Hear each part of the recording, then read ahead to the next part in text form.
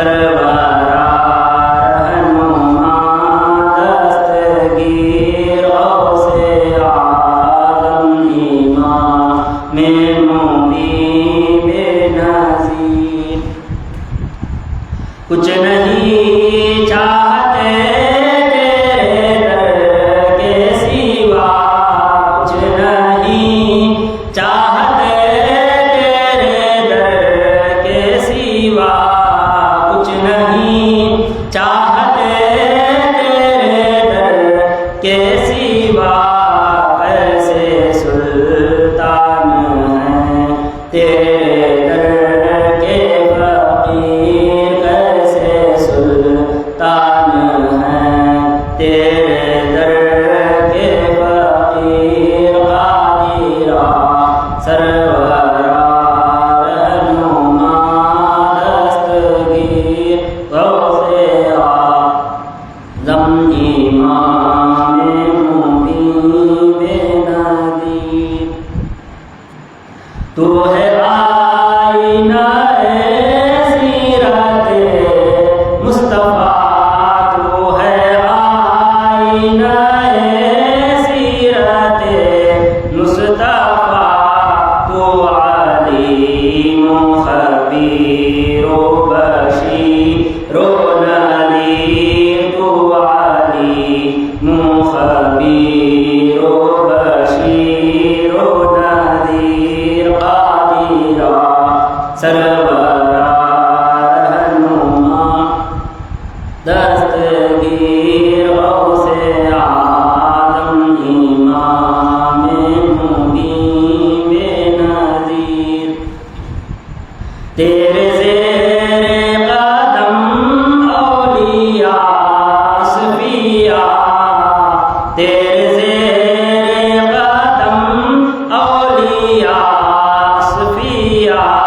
सरवरे सरवरा पीरे रोशन ज़मीर, सरवरे सरवरा पीरे रोशन ज़मीर। कादिरा सरवरा रहनुमा दस्तगीर।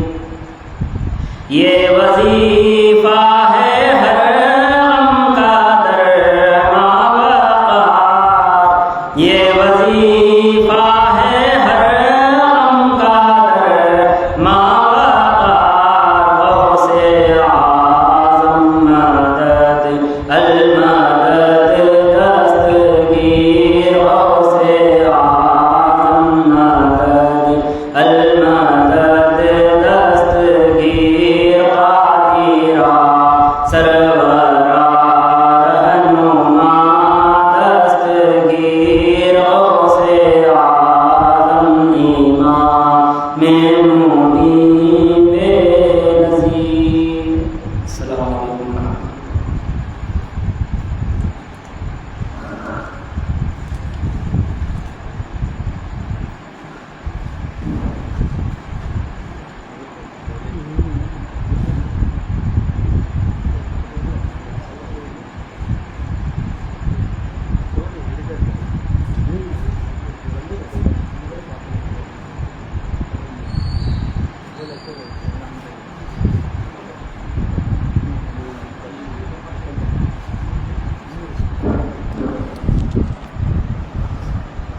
ஹஜ்ரத் அவர்கள் இறுதிக்கு வந்துவிட்டார்கள். வெளியிலே உள்ள அன்பர்கள் ஒழுங்கந்து அமரும்படி கேட்டுக்கொள்கிறோம்.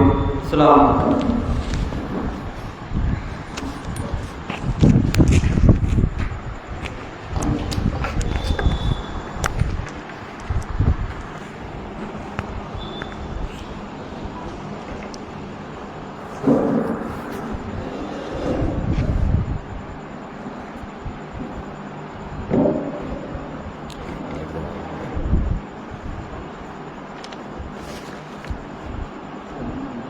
எடுத்துக்க சொன்னாங்க.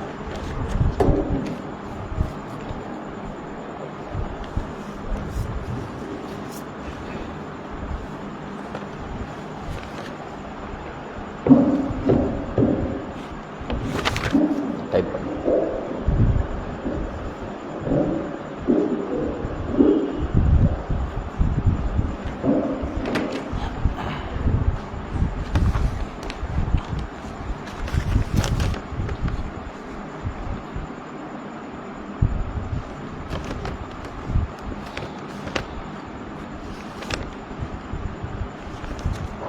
السلام عليكم ورحمة الله وبركاته.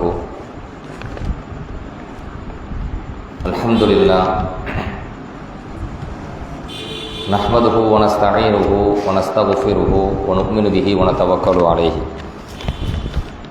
ونعوذ بالله من شرور أنفسنا ومن سيئات أعمالنا من يهده الله فلا مضل له ومن يضلل فلا هادي له وأشهد أن لا إله إلا الله وحده لا شريك له وأشهد أن سيدنا مولانا محمدا عبده ورسوله أما بعد فقد قال الله تعالى في القرآن العظيم وفي القرآن المجيد بعد أعوذ بالله من الشيطان الرجيم بفضل بسم الله الرحمن الرحيم ومن أحسن قولا ممن دعا إلى الله وعمل صالحا وقال إنني من المسلمين صدق الله العلي العظيم. وقال نبينا محمد صلى الله عليه وسلم قال الله تعالى من عادى لي وليا فقد آذنته بالحرب صدق رسول الله صلى الله عليه وسلم. எல்லாம் வல்ல அல்லாஹுவின் ரஹ்மத்தும் மக்ஃபிரத்தும் நம் அனைவர் மீதும் வந்து சேரட்டுமாக. நாம் வாழும் காலமெல்லாம் அல்லாஹுவுக்கும் அல்லாஹுடைய தூதர் இறுதி தூதர் முஹம்மது ரசூலுல்லாஹி ஸல்லல்லாஹு அலைஹி வஸல்லம் அவர்களுக்கும் முழுமையாக கட்டுப்பட்டு வாழ வேண்டும், ஈமானோடும் இறை அச்சத்தோடும் வாழ வேண்டும் என்று ஆரம்பமாக எனக்கும் உங்களுக்கும் வசியத்து செய்கின்றேன். கண்ணியத்திற்குரிய அல்லாஹுவின் நல்லடியார்களே, பெரியோர்களே, தாய்மார்களே, சகோதர சகோதரிகளே, திருவண்ணாமலை மஹபூபே சுபஹானி மீலாது கமிட்டி சார்பாக நடத்தப்படுகின்ற முஹையுத்தீன் அப்துல் காதர் ஜீலானி கத்தஸல்லாஹு சிர்ரஹுல் அசீஸ் ரலியல்லாஹு அன்ஹு அவர்களுடைய இந்த நினைவு தின விழாவிலே என்னை பங்கு பெறச் செய்து இறை நேசர்களை பற்றி உங்களுக்கு இடையிலே நினைவூட்டுவதற்கும் எடுத்துரைப்பதற்கும் வாய்ப்பை ஏற்படுத்தி தந்த நல் உள்ளங்களுக்கு ஆரம்பமாக எனது நன்றியை தெரியப்படுத்திக் கொள்கின்றேன். ஜஸாக்குமுல்லாஹு ஹைரன் கசீரன் ஃபித்தாரைன். அல்லாஹு தஆலா ஈருலகிலும் சிறந்த உயர்ந்த நற்கூலிகளை உங்களுக்கும் எனக்கும் வழங்குவானாக. கண்ணியத்திற்குரிய அல்லாஹுவின் நல்லடியார்களே, இந்த விழாவிலே இந்தியாவில் இஸ்லாமிய வளர்ச்சியும் இறை நேசர்களின் பங்களிப்பும் என்கிற ஒரு தலைப்பின் கீழ் சில முக்கிய தகவல்களை உங்களிடத்தில் பகிர்ந்து கொள்ள இருக்கின்றேன். அருமையான பெரியோர்களே, தாய்மார்களே, இந்தியாவில் இஸ்லாமிய வளர்ச்சி என்பதை தெரிந்து கொள்வதற்கு முன்பாக இந்தியாவுக்கும் இஸ்லாத்திற்கும் எவ்வளவு நெருங்கிய பழையகால தொடர்பு உண்டு என்பதை நாம் முதலில் புரிந்து கொள்ள வேண்டும். இஸ்லாமிய வரலாற்று நூல்களை நாம் எடுத்து பார்த்தோமேயானால், அதுபோன்று ஹதீஸ் நூல்களை நாம் எடுத்து பார்த்தோமேயானால், இந்த உலகத்திற்கு அனுப்பப்பட்ட மனித தோற்றத்தில் முதல் நபியாக அனுப்பப்பட்ட முதல் மனிதராகிய ஆதம் அலைஹிஸ்ஸலாம் அவர்களுக்கும் இந்திய நாட்டிற்கும் ஒரு மிகப்பெரிய ஒரு தொடர்பு உண்டு என்பதை ஹதீஸுகளும் இஸ்லாமிய வரலாற்று நூல்களும் நமக்கு அறிவிக்கின்றது. ஆதம் அலைஹிஸ்ஸலாம் அவர்கள் சொர்க்கத்திலிருந்து இந்த பூமிக்கு அனுப்பப்பட்டார்கள் என்பது நாம் எல்லோரும் தெரிந்த ஒரு விஷயம். அவர்கள் இந்த பூமியில் எந்த பகுதியில் இறக்கப்பட்டார்கள் என்கிற கருத்தை பெருமானார் ஸல்லல்லாஹு அலைஹி வஸல்லம் அவர்களுடைய குடும்பத்தில் ஒருவராகிய நபி தோழரும் ஆகிய இப்னு அப்பாஸ் ரலியல்லாஹு அன்ஹுமா அவர்கள் அறிவிக்கின்ற பொழுது இன்ன அவ்வளமா அஹ்பத்தல்லாஹு ஆதம இலா அரதில் ஹிந்து அப்படின்னு பதிவு செய்கிறாங்க. அல்லாஹு தாலா ஆதம் அலைஹிஸ்ஸலாம் அவர்களை முதலில் இந்த பூமிக்கு இறக்கிய இடம் அது எந்த இடம் என்றால் அது இந்திய நாடுதான் என்கிற கருத்தை இப்னு அப்பாஸ் ரலியல்லாஹு அன்ஹுமா அவர்கள் அறிவிக்கிறார்கள். ஹாக்கிமிலே 3994வது ஹதீஸாக இந்த ஹதீஸ் பதிவு செய்யப்பட்டிருக்கின்றது.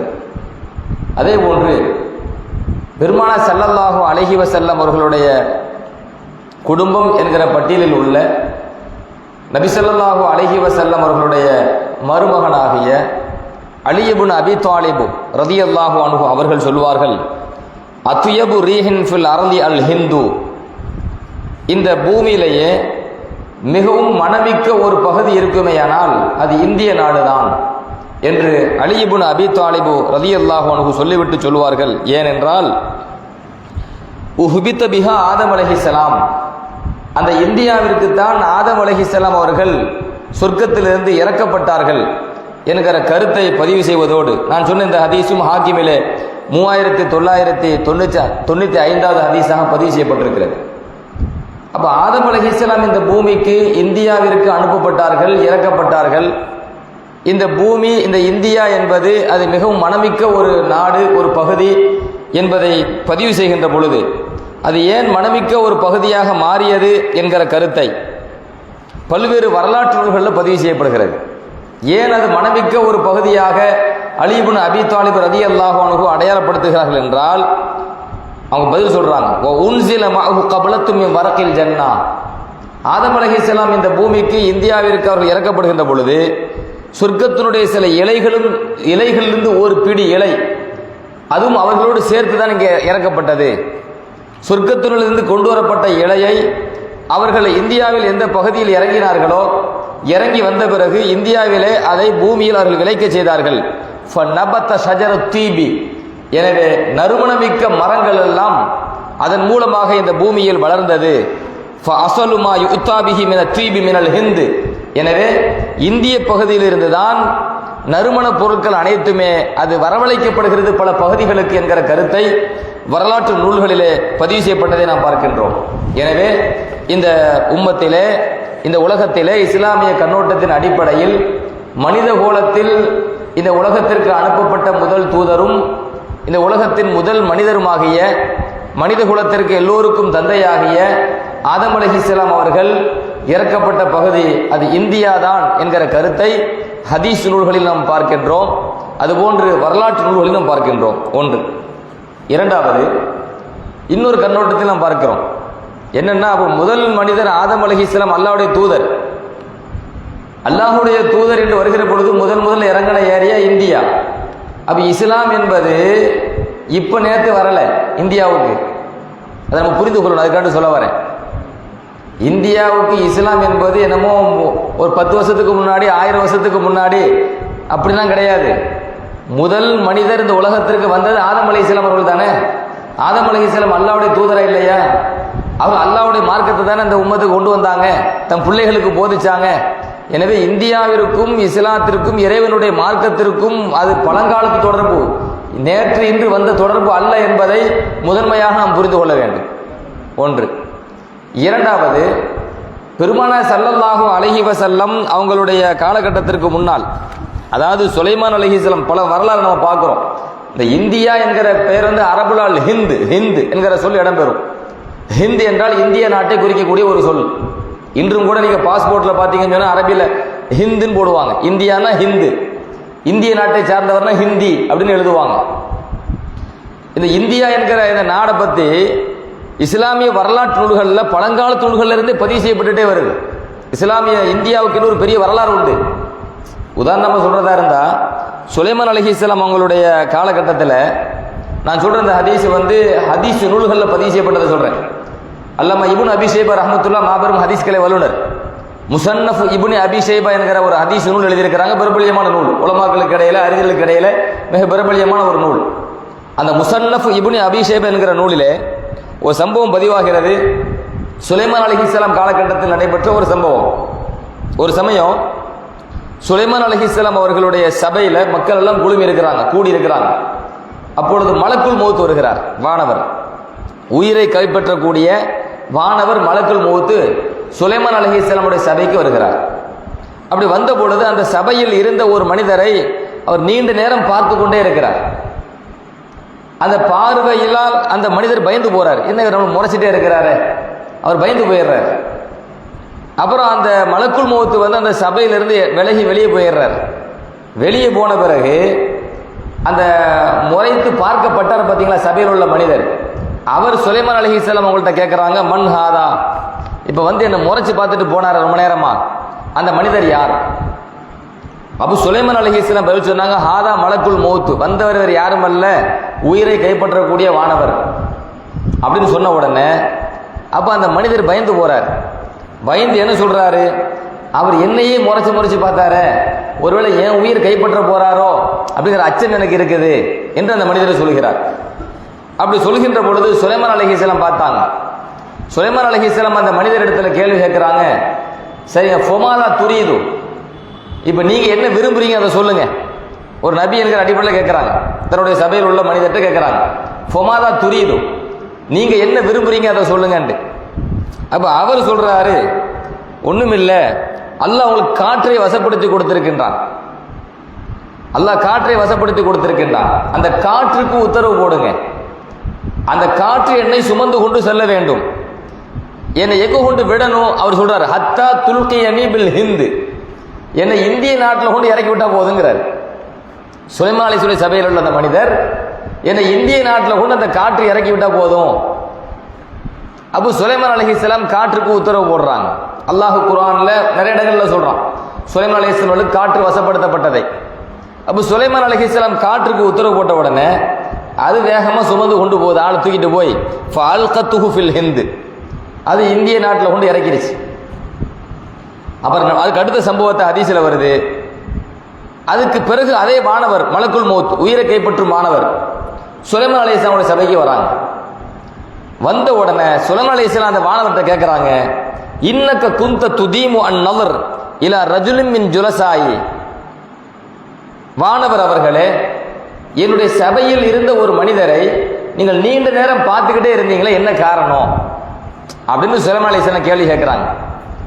அப்போ வானவர் சொல்லுகிறார், குந்த அஜபு மின்ஹு, அவர் இந்த சபையில் இருக்கிறத பார்த்து நான் ரொம்ப ஆச்சரியப்பட்டு போயிட்டேன். ஏன் ஆச்சரியப்பட்டேன் அப்படின்னு சொன்னா, உமிர்த்து அன் அக்பலஹு பில் ஹிந்து, அவர் உயிரை நான் இந்தியாவில் வச்சு கைப்பற்றணும்னு சொல்லி அல்லாஹ் எனக்கு உத்தரவு போட்டிருக்கான். அவர் உயிரை இந்தியாவில் வைத்து நான் கைப்பற்ற வேண்டும் என்று அல்லாஹ் எனக்கு உத்தரவு போட்டிருக்கான். ஆனா அவர் உங்க சபையில் உட்கார்ந்துட்டு இருக்கிறாரு, எப்படி நான் இந்தியாவில் வச்சு அவரை கைப்பற்றா அப்படின்னு சொல்லி ரொம்ப ஆச்சரியத்தில் இருந்தேன். பார்த்தா அவர் எங்கேயே வந்துட்டாரு, இந்தியாவுக்கே வந்துட்டாரு. சுலைமான் அலைஹிஸ்ஸலாம் அவர்களிடத்துல வானவர் மலக்குல் மௌத் சொன்ன செய்தி இது முஸன்னஃப் இப்னு அபி ஷைபாவில் பதிவு செய்யப்பட்ட ஒரு வரலாற்று பூர்வமான தகவலை பதிவு செய்யறேன். ஏன் இதை பதிவு செய்யறேன்னா, இந்தியா என்பது அது வரலாறுகளில் பதிவு செய்யப்பட்ட ஒரு நாடு என்பது நீங்க புரிந்து கொள்ளணும். அதிலும் குறிப்பாக இஸ்லாமிய வரலாற்று நூல்களிலே, அதிலும் குறிப்பாக ஹதீஸ் நூல்களிலேயே அது பதிவு செய்யப்பட்டது. இப்போ ரசூலுல்லாஹி ஸல்லல்லாஹு அலைஹி வஸல்லம் அவங்களுடைய காலம், ஆரம்ப காலத்தை சொல்ற ஜாஹிலியா காலகட்டம், இஸ்லாத்தை எடுத்து சொல்வதற்கு முன்னால் உள்ள காலம் ஜாஹிலியா காலம், நம்ம எல்லாம் தெரிஞ்ச காலம். அந்த காலகட்டத்தில் ஒரு கவிதை தொகுப்பு ஒன்று உண்டு, சபுல் முஅல்லகாத் அப்படின்னு அதுக்கு பேர். அதாவது அது என்ன பேர், அதுக்கு என்ன அர்த்தம் அப்படின்னு சொன்னா, இந்த காபத்துல்லா இருக்கா இல்லையா, காபத்துல்லால அந்த கவிதை தொகுப்பை தொங்க போட்டிருந்தாங்க, கெட்டி தொங்க போட்டிருந்தாங்க. அதனால அதுக்கு என்ன பேர் கேட்டா, 7 கவிதை தொகுப்புகள், அதுக்கு பேரே அதுதான். காபத்துல்லாவில் மாட்டப்பட்ட தொங்க விடப்பட்ட 7 கவிதை தொகுப்புகள் அப்படின்னு அந்த நூலுக்கே பேர். ஏன்னா பழைய காலத்தில் ஜாஹிலியா காலகட்டத்தில் 7 கவிஞர்கள் இருந்தாங்க, மிகப்பெரிய அரபு நாடுகளில் பிரபல்யமான கவிஞர்கள். அன்றைய காலகட்டம் கவிதை நிரம்பிய ஒரு காலம்தான். குர்ஆன் இறங்கிய காலம் இருக்கு பார்த்தீங்களா இல்லையா, அது கவிதை நிரம்பிய காலம். கவிஞர்கள் எல்லாம் மெய் சிலிர்த்து போன, பிரமித்து போன ஒன்றுதான் குர்ஆன். இலக்கிய அடிப்படையிலையும் இலக்கண அடிப்படையிலையும் உச்சத்தில் உள்ளது குர்ஆன். எந்த கவிஞர்களாலும் எந்த இலக்கியவாதிகளாலும் குர்ஆனோடு போட்டி போட முடியல. அந்த அளவுக்கு இலக்கியத்திலும் இலக்கணத்திலும் உயர்ந்த தரத்தில் இருப்பது குர்ஆன். பொதுவாகவே எல்லா காலகட்டத்திலும் அல்லாஹ் ஒரு மோஜிசா கொடுப்பான் ஒவ்வொரு நபிக்கும். அது நம்ம நபி ஸல்லல்லாஹு அலைஹி வஸல்லம் காலகட்டத்தில் வழங்கப்பட்ட மோஜிசா குர்ஆன். ஏன்னா இலக்கியவாதிகள் கவிஞர்கள் நிறைய இருந்த காலகட்டத்தில் அந்த குர்ஆன் இறங்குது. யாராலையும் குர்ஆனுக்கு போட்டி போட முடியலை. இப்போ ஜாஹிலியா காலகட்டத்தில் வந்து ஒரு 7 முக்கியமான கவிஞர்கள் இருந்தாங்க. அந்த கவிஞர்களுடைய கவிதைக்கு அவ்வளவு பெரிய மரியாதை. அது நல்ல கருத்து இருக்கா கெட்ட கருத்துக்கா நம்ம பார்க்க தேவையில்லை. இலக்கியம் என்கிற அடிப்படையில் அதற்கு ஒரு மரியாதை. எந்த அளவுக்கு மரியாதை செலுத்துறாங்க? காபத்துல்லாஹ்ல போய் கட்டி தொங்க போடுற அளவுக்கு. அதுல தரஃபத் இப்னு அல் அபுத் என்கிற ஒரு கவிஞர் இருந்தார். ஜாஹிலியா காலகட்டத்தில் உள்ளதை சொல்றேன். தரஃபத் இப்னு அல் அபுத் என்கிற ஒரு கவிஞர் இருந்தார். இந்த கவிஞர் வந்து தன்னுடைய அந்த கவிதை பாடல்ல தொகுப்புல அவர் ஒரு இடத்துல படிக்கிறார். ஓ லுல்மு தவில் குர்பா அஷத்து மதாலத்தன் அலல் மர்இ மின் பக்இல் ஹுசாமில் முஹன்னதி அப்படின்னு படிக்கிறார். எப்போ? ஜாஹிலியா காலகட்டத்தில் இஸ்லாத்தை இந்த உம்மத்திற்கு எடுத்து சொல்லப்படும் பெருமானார் ஸல்லல்லாஹு அலைஹி வஸல்லம் இறுதி தூதராக வந்தாங்களா இல்லையா? அவங்க இஸ்லாத்தை எடுத்து சொல்வதற்கு முன்னால் உள்ள காலகட்டம் ஜாஹிலியா காலகட்டம்.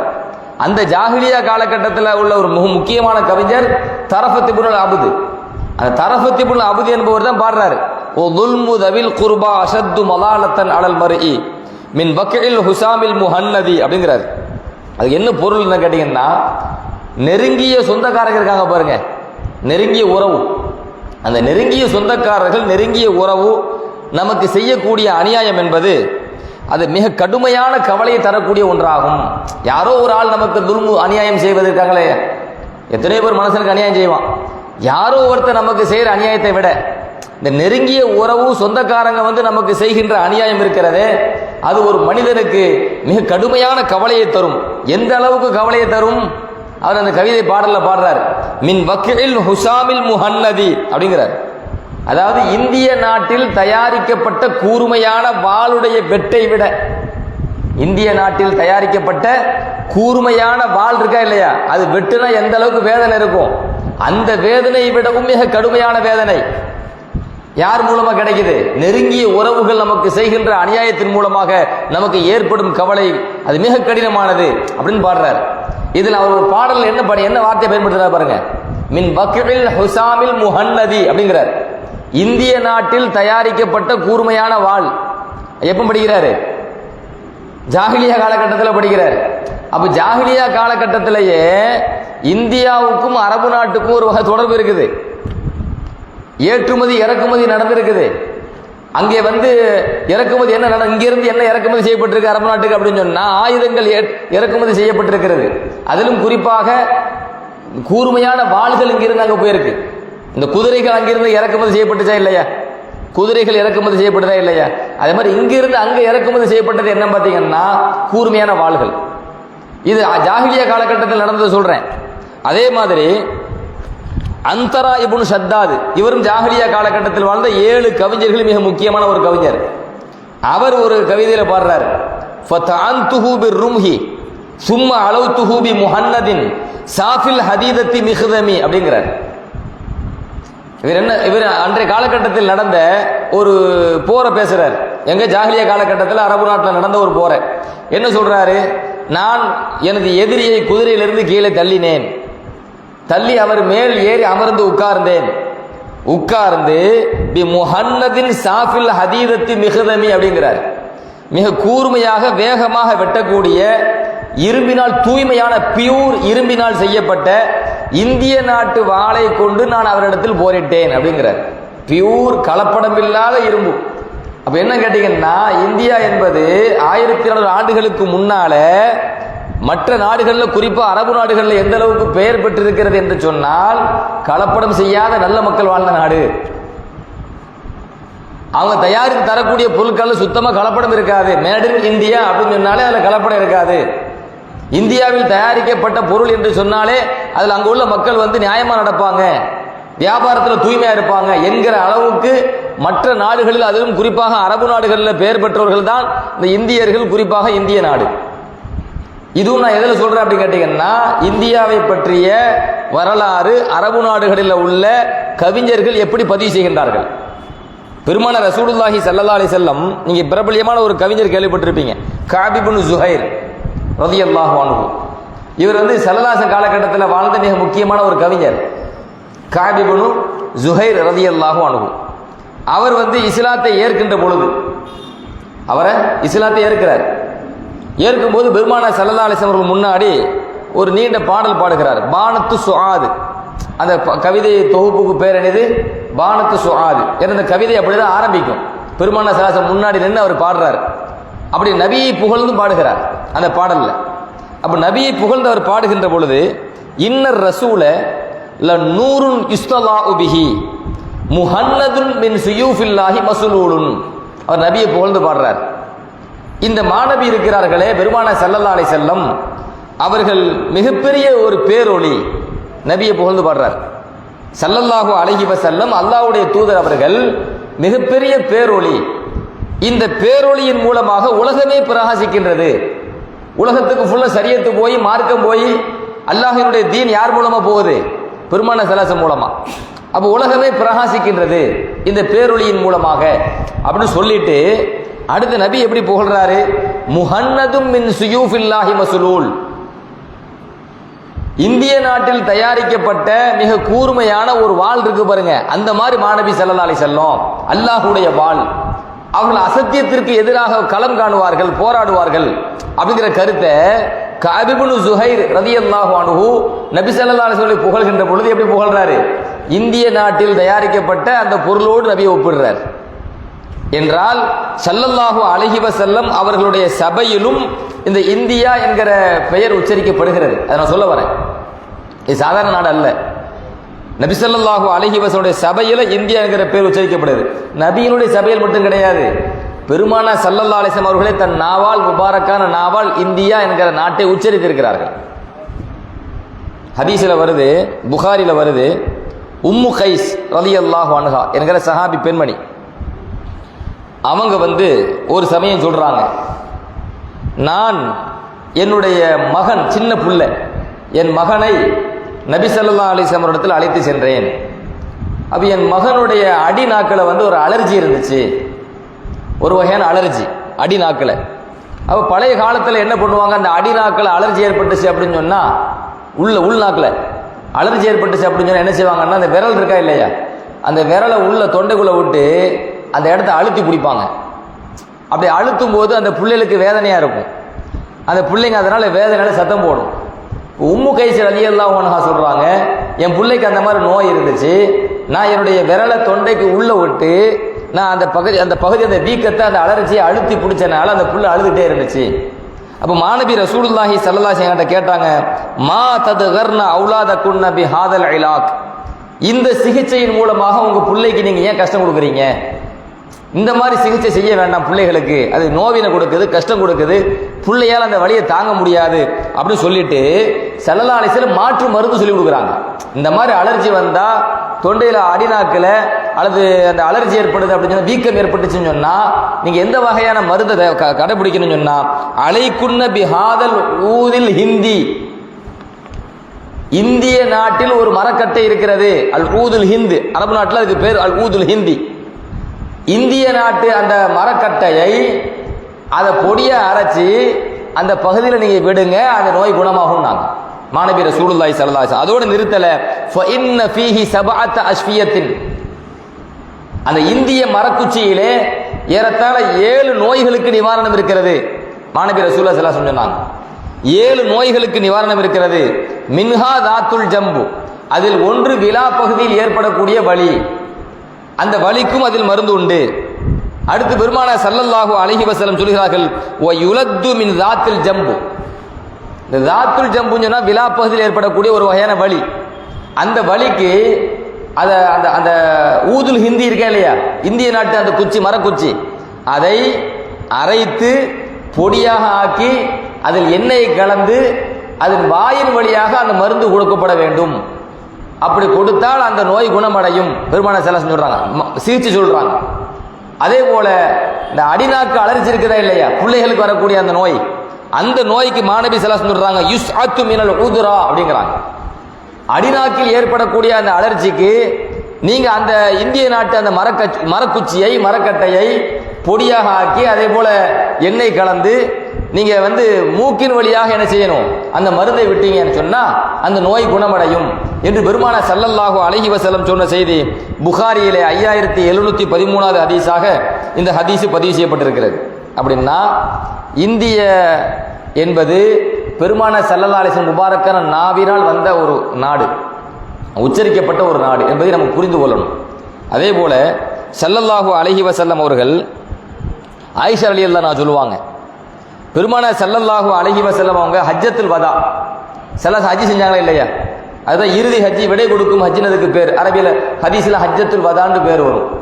அந்த ஹஜ்ஜத்துல் வதாவிலே நபி ஸல்லல்லாஹு அலைஹி வஸல்லம் அவர்களுக்கு ஆயிஷா நாயகி சொல்றாங்க, ரதியல்லாஹு சொல்றாங்க, தொய்யபுத்து ரசூலுல்லாஹி ஸல்லல்லாஹு அலைஹி வஸல்லம் பியதி பிதரீரத்தின் ஃபி ஹஜ்ஜத்தில் வதா, எனது கையினால், ஆயிஷா ரலியல்லாஹு அன்ஹா சொல்றாங்க, எனது கையினால் நான் நபி ஸல்லல்லாஹு அலைஹி வஸல்லம் அவர்களுக்கு ஹஜ்ஜத்துல் வதாவிலே தரீரா என்னும் வாசனை தூளை நபி மேல் பூசினேன். ஹஜ்ஜத்துல் வதாவிலே தரீரா என்னும் வாசனை தூள், நறுமண பொடி, அந்த வாசனை தூளை நான் நபி ஸல்லல்லாஹு அலைஹி வஸல்லம் அவருடைய உடம்பில் பூசினேன் அப்படிங்கிறாங்க. இந்த ஹதீஸ் புகாரியில் வருகிறது, முஸ்லிமில் வருகிறது. விஷயம் என்னன்னா, இந்த தரீரான் வாசனை தூள் இருக்கா இல்லையா, நறுமண பொடி, அது எந்த நாட்டில் தயாரிக்கப்பட்டது? ஹதீஸ்களை அறிஞர் இமாம் நவவி ரஹ்மத்துல்லாஹி அலைஹி சொல்லுவாங்க, அது இந்தியாவிலே தயாரிக்கப்படுகிற வாசனை திரவியம் அப்படிங்கிறாங்க, வாசனை பொருளுங்கிறாங்க. இந்தியாவிலே தயாரிக்கப்படுகின்ற வாசனை பொருள் அது. யுஜாஉ பிஹி மினல் ஹிந்த், அது இந்தியாவிலிருந்து தான் அங்கே கொண்டு வரப்படுகிறது. அதைத்தான் ஆயிஷா ரலியல்லாஹு அன்ஹா பெருமானார் ஸல்லல்லாஹு அலைஹி வஸல்லம் அவர்களுடைய உடம்பில் பூசினார்கள் ஹஜ்ஜத்துல் வதாவிலே என்கிற கருத்தை இமாம் ஹதீஸ்களை அறிஞர் இமாம் நவவி ரஹ்மத்துல்லாஹி அலைஹி பதிவு செய்கின்றார்கள். இன்னொரு ஆச்சரியமான தகவல் என்னன்னா, அதாவது மஸ்ஜிது நபவி இருக்குதா இல்லையா, மஸ்ஜிது நபவி நபி ஸல்லல்லாஹு அலைஹி வஸல்லம் அவர்கள் மதீனாவிலே கட்டிய பள்ளி. அப்துல்லா இப்னு உமர் ரலியல்லாஹு அன்ஹுமா, உமர் ரலியல்லாஹுடைய மகனார் அப்துல்லா இப்னு உமர் ரலியல்லாஹு அன்ஹுமா சொல்லுவாங்க, நபி ஸல்லல்லாஹு அலைஹி வஸல்லம் காலகட்டத்திலே மஸ்ஜித் நபவி எப்படி இருந்துச்சு? மபுனியன் பில் லபுனி வ ஸக்ஃபுஹு அல் ஜரீத் வ உமுதுஹு ஹஸபுன் நஹ்ல், அந்த தோற்றத்தை பதிவு செய்றாங்க அப்துல்லா இப்னு உமர் ரலியல்லாஹு அன்ஹுமா. நபி ஸல்லல்லாஹு அலைஹி வஸல்லம் காலகட்டத்தில் மஸ்ஜித் நபவி எப்படி இருந்துச்சு, அதோட அமைப்பு எப்படி இருந்துச்சு அப்படின்னு சொன்னா, அதனுடைய சுவர்கள் செங்கலால் கட்டப்பட்டு இருந்துச்சு ஒன்று. அதனுடைய கூரை, இந்த மேல் முகடு இருக்கா இல்லையா, இந்த மேல் முகடு, அது கூரைன்னு சொல்லுவோம், முகடுன்னு சொல்லுவோம் தமிழ்ல. இந்த மேல் கூரை அந்த பேரித்த மர ஓலை இருக்கதா இல்லை, இலை, அதால் அது செய்யப்பட்டு இருந்துச்சு. மேலே இந்த குடிசை வீடுன்னு இருக்குமா இல்லையா முகடு, அதே மாதிரி நபி ஸல்லல்லாஹு அலைஹி வஸல்லம் காலகட்டத்தில் மஸ்ஜித் நபவி பேரித்த மர ஓலையால் அந்த முகடு இருந்தது. அடுத்து சொல்றாங்க, அந்த மஸ்ஜித் நபவியினுடைய தூண்கள் இருக்கா இல்லையா, அந்த தூண்கள் பேரித்த மர கட்டை, அதை வச்சுதான் அந்த தூண் செய்யப்பட்டு இருந்துச்சு. பழைய காலத்தில் வீடுகள்னா தூண்கள் எப்படி இருக்கும், மரக்கட்டை தானே இருக்கும். அதே மாதிரி நபி ஸல்லல்லாஹு அலைஹி வஸல்லம் காலகட்டத்தில் மஸ்ஜித் நபவியில பேரித்த மர கட்டை தான் இருந்தது. இது ஸல்லல்லாஹு காலகட்டத்தில். நபி ஸல்லல்லாஹு அலைஹி வஸல்லத்துக்கு பிறகு அபூபக்கர் ரலியல்லாஹுடைய ஆட்சி காலகட்டத்தில் அதுல எந்த மாற்றமும் செய்யல. நபி ஸல்லல்லாஹு அலைஹி காலத்தில் எப்படி இருந்துச்சு அப்படிதான் இருந்துச்சு. அதுக்கு பிறகு உமர் ரலியல்லாஹுடைய ஆட்சி காலம் வந்தது. மக்களுடைய எண்ணிக்கை கூடும்போது பள்ளியை விரிவாக்கம் பண்ணணுமா இல்லையா, அப்படி பள்ளியை விரிவாக்கம் பண்ணுகின்ற பொழுது ஓ ஜாத ஃபீஹி உமர் ரலியல்லாஹு அன்ஹு மஸ்ஜித் நபவியை கொஞ்சம் அதிகப்படுத்தினார்கள். அப்படி அதிகப்படுத்தும் போது நபி ஸல்லல்லாஹு அலைஹி வஸல்லம் காலகட்டத்தில் அவங்களுடைய கட்டடம் எப்படி இருந்ததோ, பள்ளிவாசல் கட்டடம், அதே அமைப்பில் தான் உமர் ரலியல்லாஹு அன்ஹு கட்டினார்கள். அப்ப எப்படி இருக்கும், சுவர் செங்கலால் கட்டப்பட்டிருக்கும், மேல் கூரை பேரித்த மர ஓலை, தூண்கள் பேரித்த மர கட்டை. நபி ஸல்லல்லாஹு அலைஹி வஸல்லம் அப்படித்தானே இருந்துச்சு.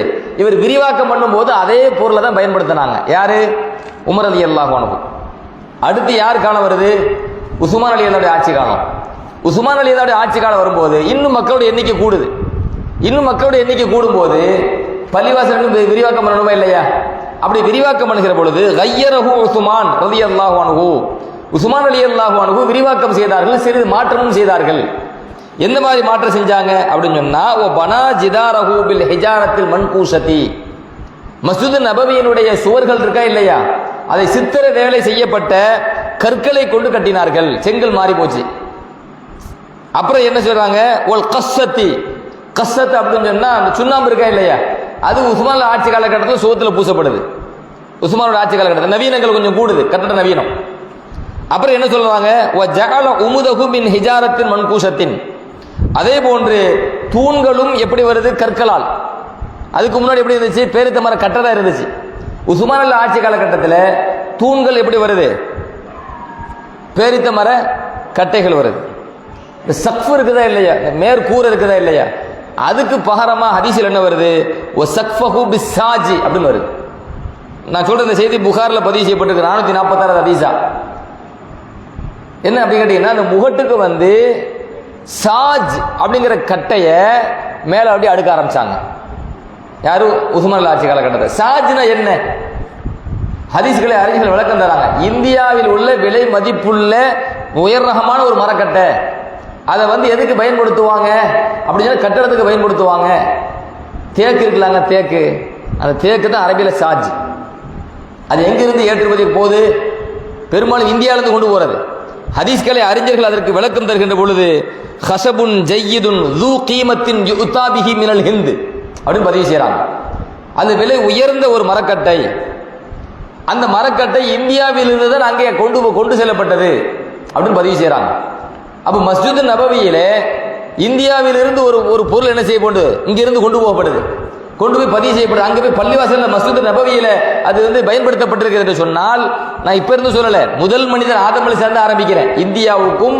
இந்தியாவிற்கும் அல்லாஹினுடைய தூதர் முதல் மனிதர் ஆதம் அலைஹிஸ்ஸலாம் அவர்களுக்கும் என்ன தொடர்பு, அல்லாஹுடைய மார்க்கத்திற்கும் இந்த இந்தியாவுக்கும் என்ன தொடர்பு, பெருமானார் ஸல்லல்லாஹு அலைஹி காலகட்டத்திற்கு முன்பே இந்தியா எந்த அளவுக்கு பிரபலியமாக இருந்திருக்கின்றது, எந்த அளவுக்கு தூய்மையான பெயர் பெற்று இருந்திருக்கிறது, கலப்படம் இல்லாத ஒரு நாடு என்கிற பெயர் பெற்று இருந்தது மற்ற நாடுகளிலும், குறிப்பாக அரபு நாடுகளிலும்.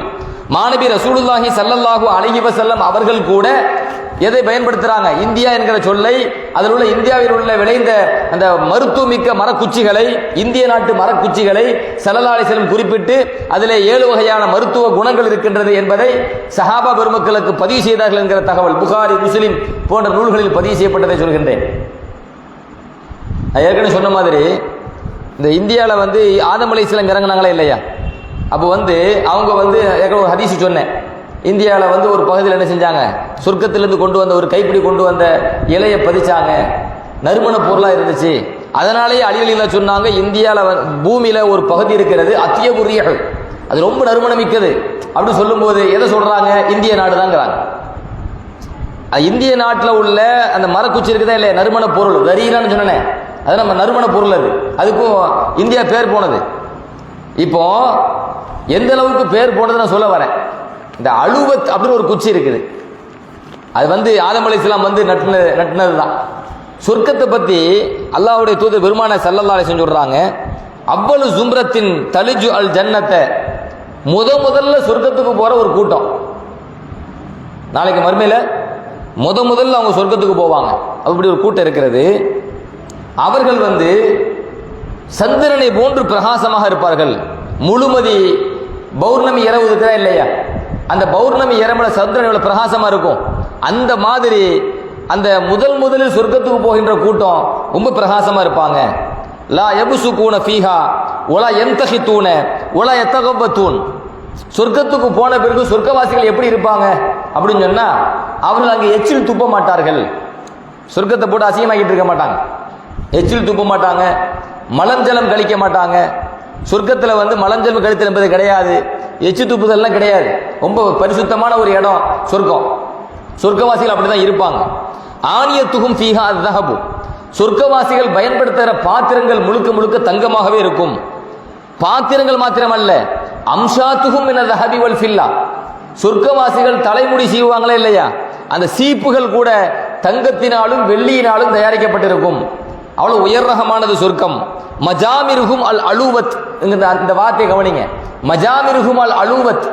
சொர்க்கத்தில் வந்து நறுமண சாம்பிராணி போடுறோமா இல்லையா, ஒரு தட்டு இருக்கும்ல, அதில் நெருப்பு கங்கு போட்டிருக்குமா இல்லை, அதில் புகை போடும், அதுக்கு மஜாமிர். அதில் உள்ள மஜாமிர் வந்து அதில் போடப்படக்கூடிய இந்த நறுமண கட்டை வந்து அல் அலுவத் அப்படிங்கிறாங்க. அது என்ன கட்டை? அல் அலுவத் என்கிற கட்டை. அதுதான் வந்து அந்த மிஜ்மரில் போடப்படும். மிஜ்மரத்தில் அதன் மூலமா நறுமணம் ரொம்ப கமலும், சொர்க்கத்தில் நல்ல மனமா இருக்கும். ஒரஸ்ஹுஹும் அல் மிஸ்கு.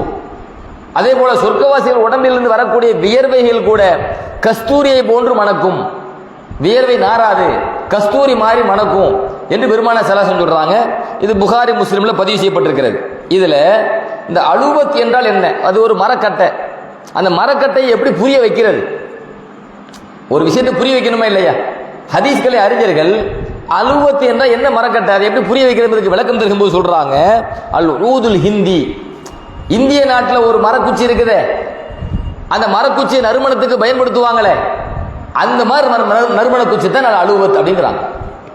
சொர்க்கத்தில் உள்ள ஒரு நறுமண குச்சியை அவங்க விளக்குவதற்கு எந்த வார்த்தையை பயன்படுத்துறாங்கன்னு சொன்னா, இந்தியாவில் ஒரு நறுமண குச்சி இருக்குது, அந்த நறுமண குச்சியை நறுமணத்திற்காக வேண்டி அதை என்ன செய்வாங்க, உடைச்சி அந்த நெருப்பு கங்கில் போடுவாங்க, அது ஒரு புகை வரும், நல்ல மனமா இருக்கும், அந்த மாதிரி ஒரு மனமிக்கிறது தான் அலுவத் அப்படின்னு சொல்லி ஹதீஸ்களை அறிஞர்கள் இமாம் நவவி ரஹ்மத்துல்லா போன்ற மேதைகள் சொர்க்கத்தில் உள்ள ஒரு மரக்குச்சியை விளக்குவதற்கு இந்தியாவில் உள்ள குச்சியை உதாரணம் காட்டுறாங்க என்றால், அப்ப இந்தியா என்பது ஹதீஸினுடைய கண்ணோட்டத்தில், இந்தியா என்பது இஸ்லாமிய வரலாற்றினுடைய கண்ணோட்டத்தில் அது எந்த அளவுக்கு நெருங்கிய தொடர்புடையது என்பதை நாம் புரிந்து கொள்ள வேண்டும். அதனால தான் இஸ்லாமிய வளர்ச்சி, அது இந்தியாவில் இஸ்லாமிய தொடர்பு, இந்தியாவில் இஸ்லாமிய வளர்ச்சி என்பது இறைநேசன் வழியாக வந்தது என்பதை தெரிந்து கொள்வதற்கு முன்பாக ஹதீஸுகளில் இந்தியா என்பது எந்த அளவுக்கு பதிவாகி இருக்கிறது, இஸ்லாமிய வரலாற்று நூல்களில் இந்தியா என்பது எந்த அளவுக்கு பதிவாகி இருக்கிறது என்கிற தகவலை நான் பதிவு செய்கின்றேன். அதே போல இன்னும் சில விஷயத்தை நீங்கள் தெரிந்து கொள்ளணும். நமது நாட்டில், இந்திய நாட்டில் இருக்கக்கூடிய மக்கள் எல்லோருமே இந்தியர்கள், பூர்வக்குடிகள், இந்த இந்தியாவிலே பிறந்து இங்கேயே வளர்ந்தவர்கள்.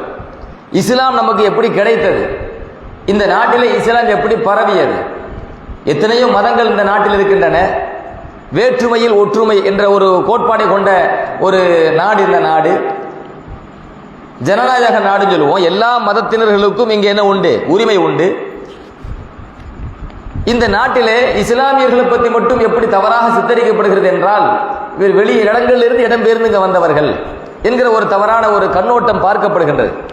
உண்மை அதுவா என்றால் கிடையாது. உலகம் தெரிந்த விஷயம். விமர்சிப்பவர்கள் கூட அவர்களுக்கே படிச்சு நம்ம பொய் சொல்றோம்னு தெரியும். யார் இஸ்லாமியர்களை விமர்சிக்கின்றார்களோ, வெளிநாட்டிலிருந்து இறக்குமதி செய்யப்பட்டவர்கள் என்று விமர்சிக்கின்றார்களோ, விமர்சிப்பவர்களுக்கே நன்கு தெரியும், படிச்சுட்டு தெரியும் நம்ம சொல்றது பச்சை போய் அப்படின்னு சொல்லி. அப்ப இந்தியாவில் பல பல மதங்கள் உண்டு. ஒவ்வொரு மதமும் இந்த நாட்டில் வளர்ந்ததற்கு ஒரு பின்னணி, ஒரு வரலாறு இருக்கும். இஸ்லாம் இந்த இந்தியாவிலே பரவியதற்கு, வளர்ந்ததற்கு மிகப்பெரிய காரணங்கள் என்னவென்று பார்த்தீர்களே ஆனால் இறைநேச செல்வர்கள் தான். இன்னைக்கு உலகத்தில் இந்தியாவில் வாழ்ற எல்லோருமே நீங்க பார்த்தீங்க அப்படின்னு சொன்னா, ஹாஜா முஹினுddin சிஷ்தி ரலியல்லாஹு அன்ஹு அஜ்மீர் எல்லாரும் ஏத்துக்கிறாங்களா இல்லையா? அரசியல்வாதிகள் உட்பட ஏத்துக்கிறாங்களா இல்லையா? தாங்கள் எல்லாருக்கும் பொதுவானவர்கள் என்று காட்டணும் அப்படின்னு சொன்னா ஒவ்வொருவரும் ஒவ்வொரு கொள்கையை கடைபிடிப்பாங்க. நாங்க முஸ்லிம்களுக்கு சாதகமானவர்கள் தான், நாங்க முஸ்லிம்களை வெறுப்பவர்கள் அல்ல அப்படின்னு ஒரு அடையாளப்படுத்துறதுக்கு எதை தேர்வு செய்யறாங்க? தர்காக்களை தேர்வு செய்யறாங்க. தர்காக்கள்ல போய் இறைநேசருடைய கபூர்ல போய் இந்த போர்வை போத்துறது உண்டா இல்லையா?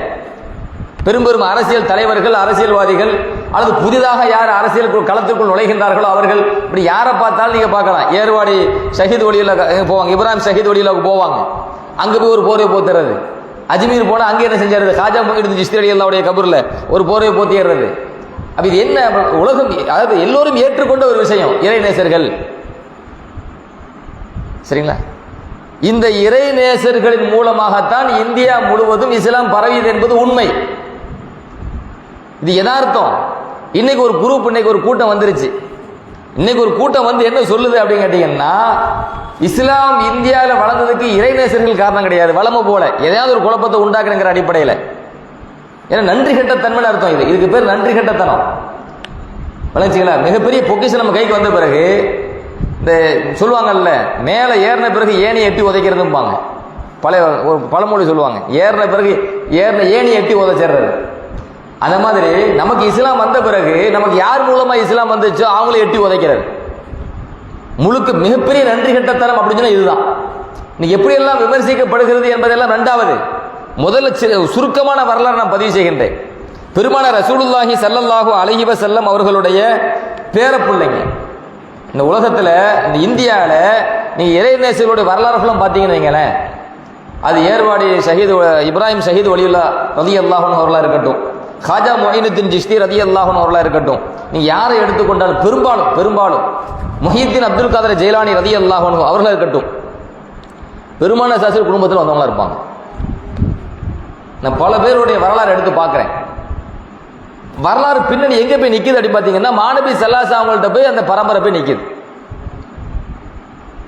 இறை நேசர்களாக இறைவன் தேர்வு செய்வதை பார்த்தீங்கன்னா நபி ஸல்லல்லாஹு அலைஹி குடும்பத்தில் இருந்து ஒண்ணு. இரண்டாவது, உலகில் பல்வேறு பகுதிகளில் இஸ்லாம் பரவுவதற்கு இறைவன் யாரை காரணமாக ஆக்கியிருக்கிறான் என்றால் இறைநேசர்கள் தான். அந்த இறைநேசர்களுடைய நசப் எங்க போய் முடியுதுன்னு பார்த்தீங்கன்னா பெருமானார் ஸல்லல்லாஹு அலைஹி வஸல்லம். இந்த யதார்த்தத்தை முதல்ல முஸ்லிம்கள் புரிந்து கொள்ளணும். அதுக்காண்டி சொல்ல வரேன்.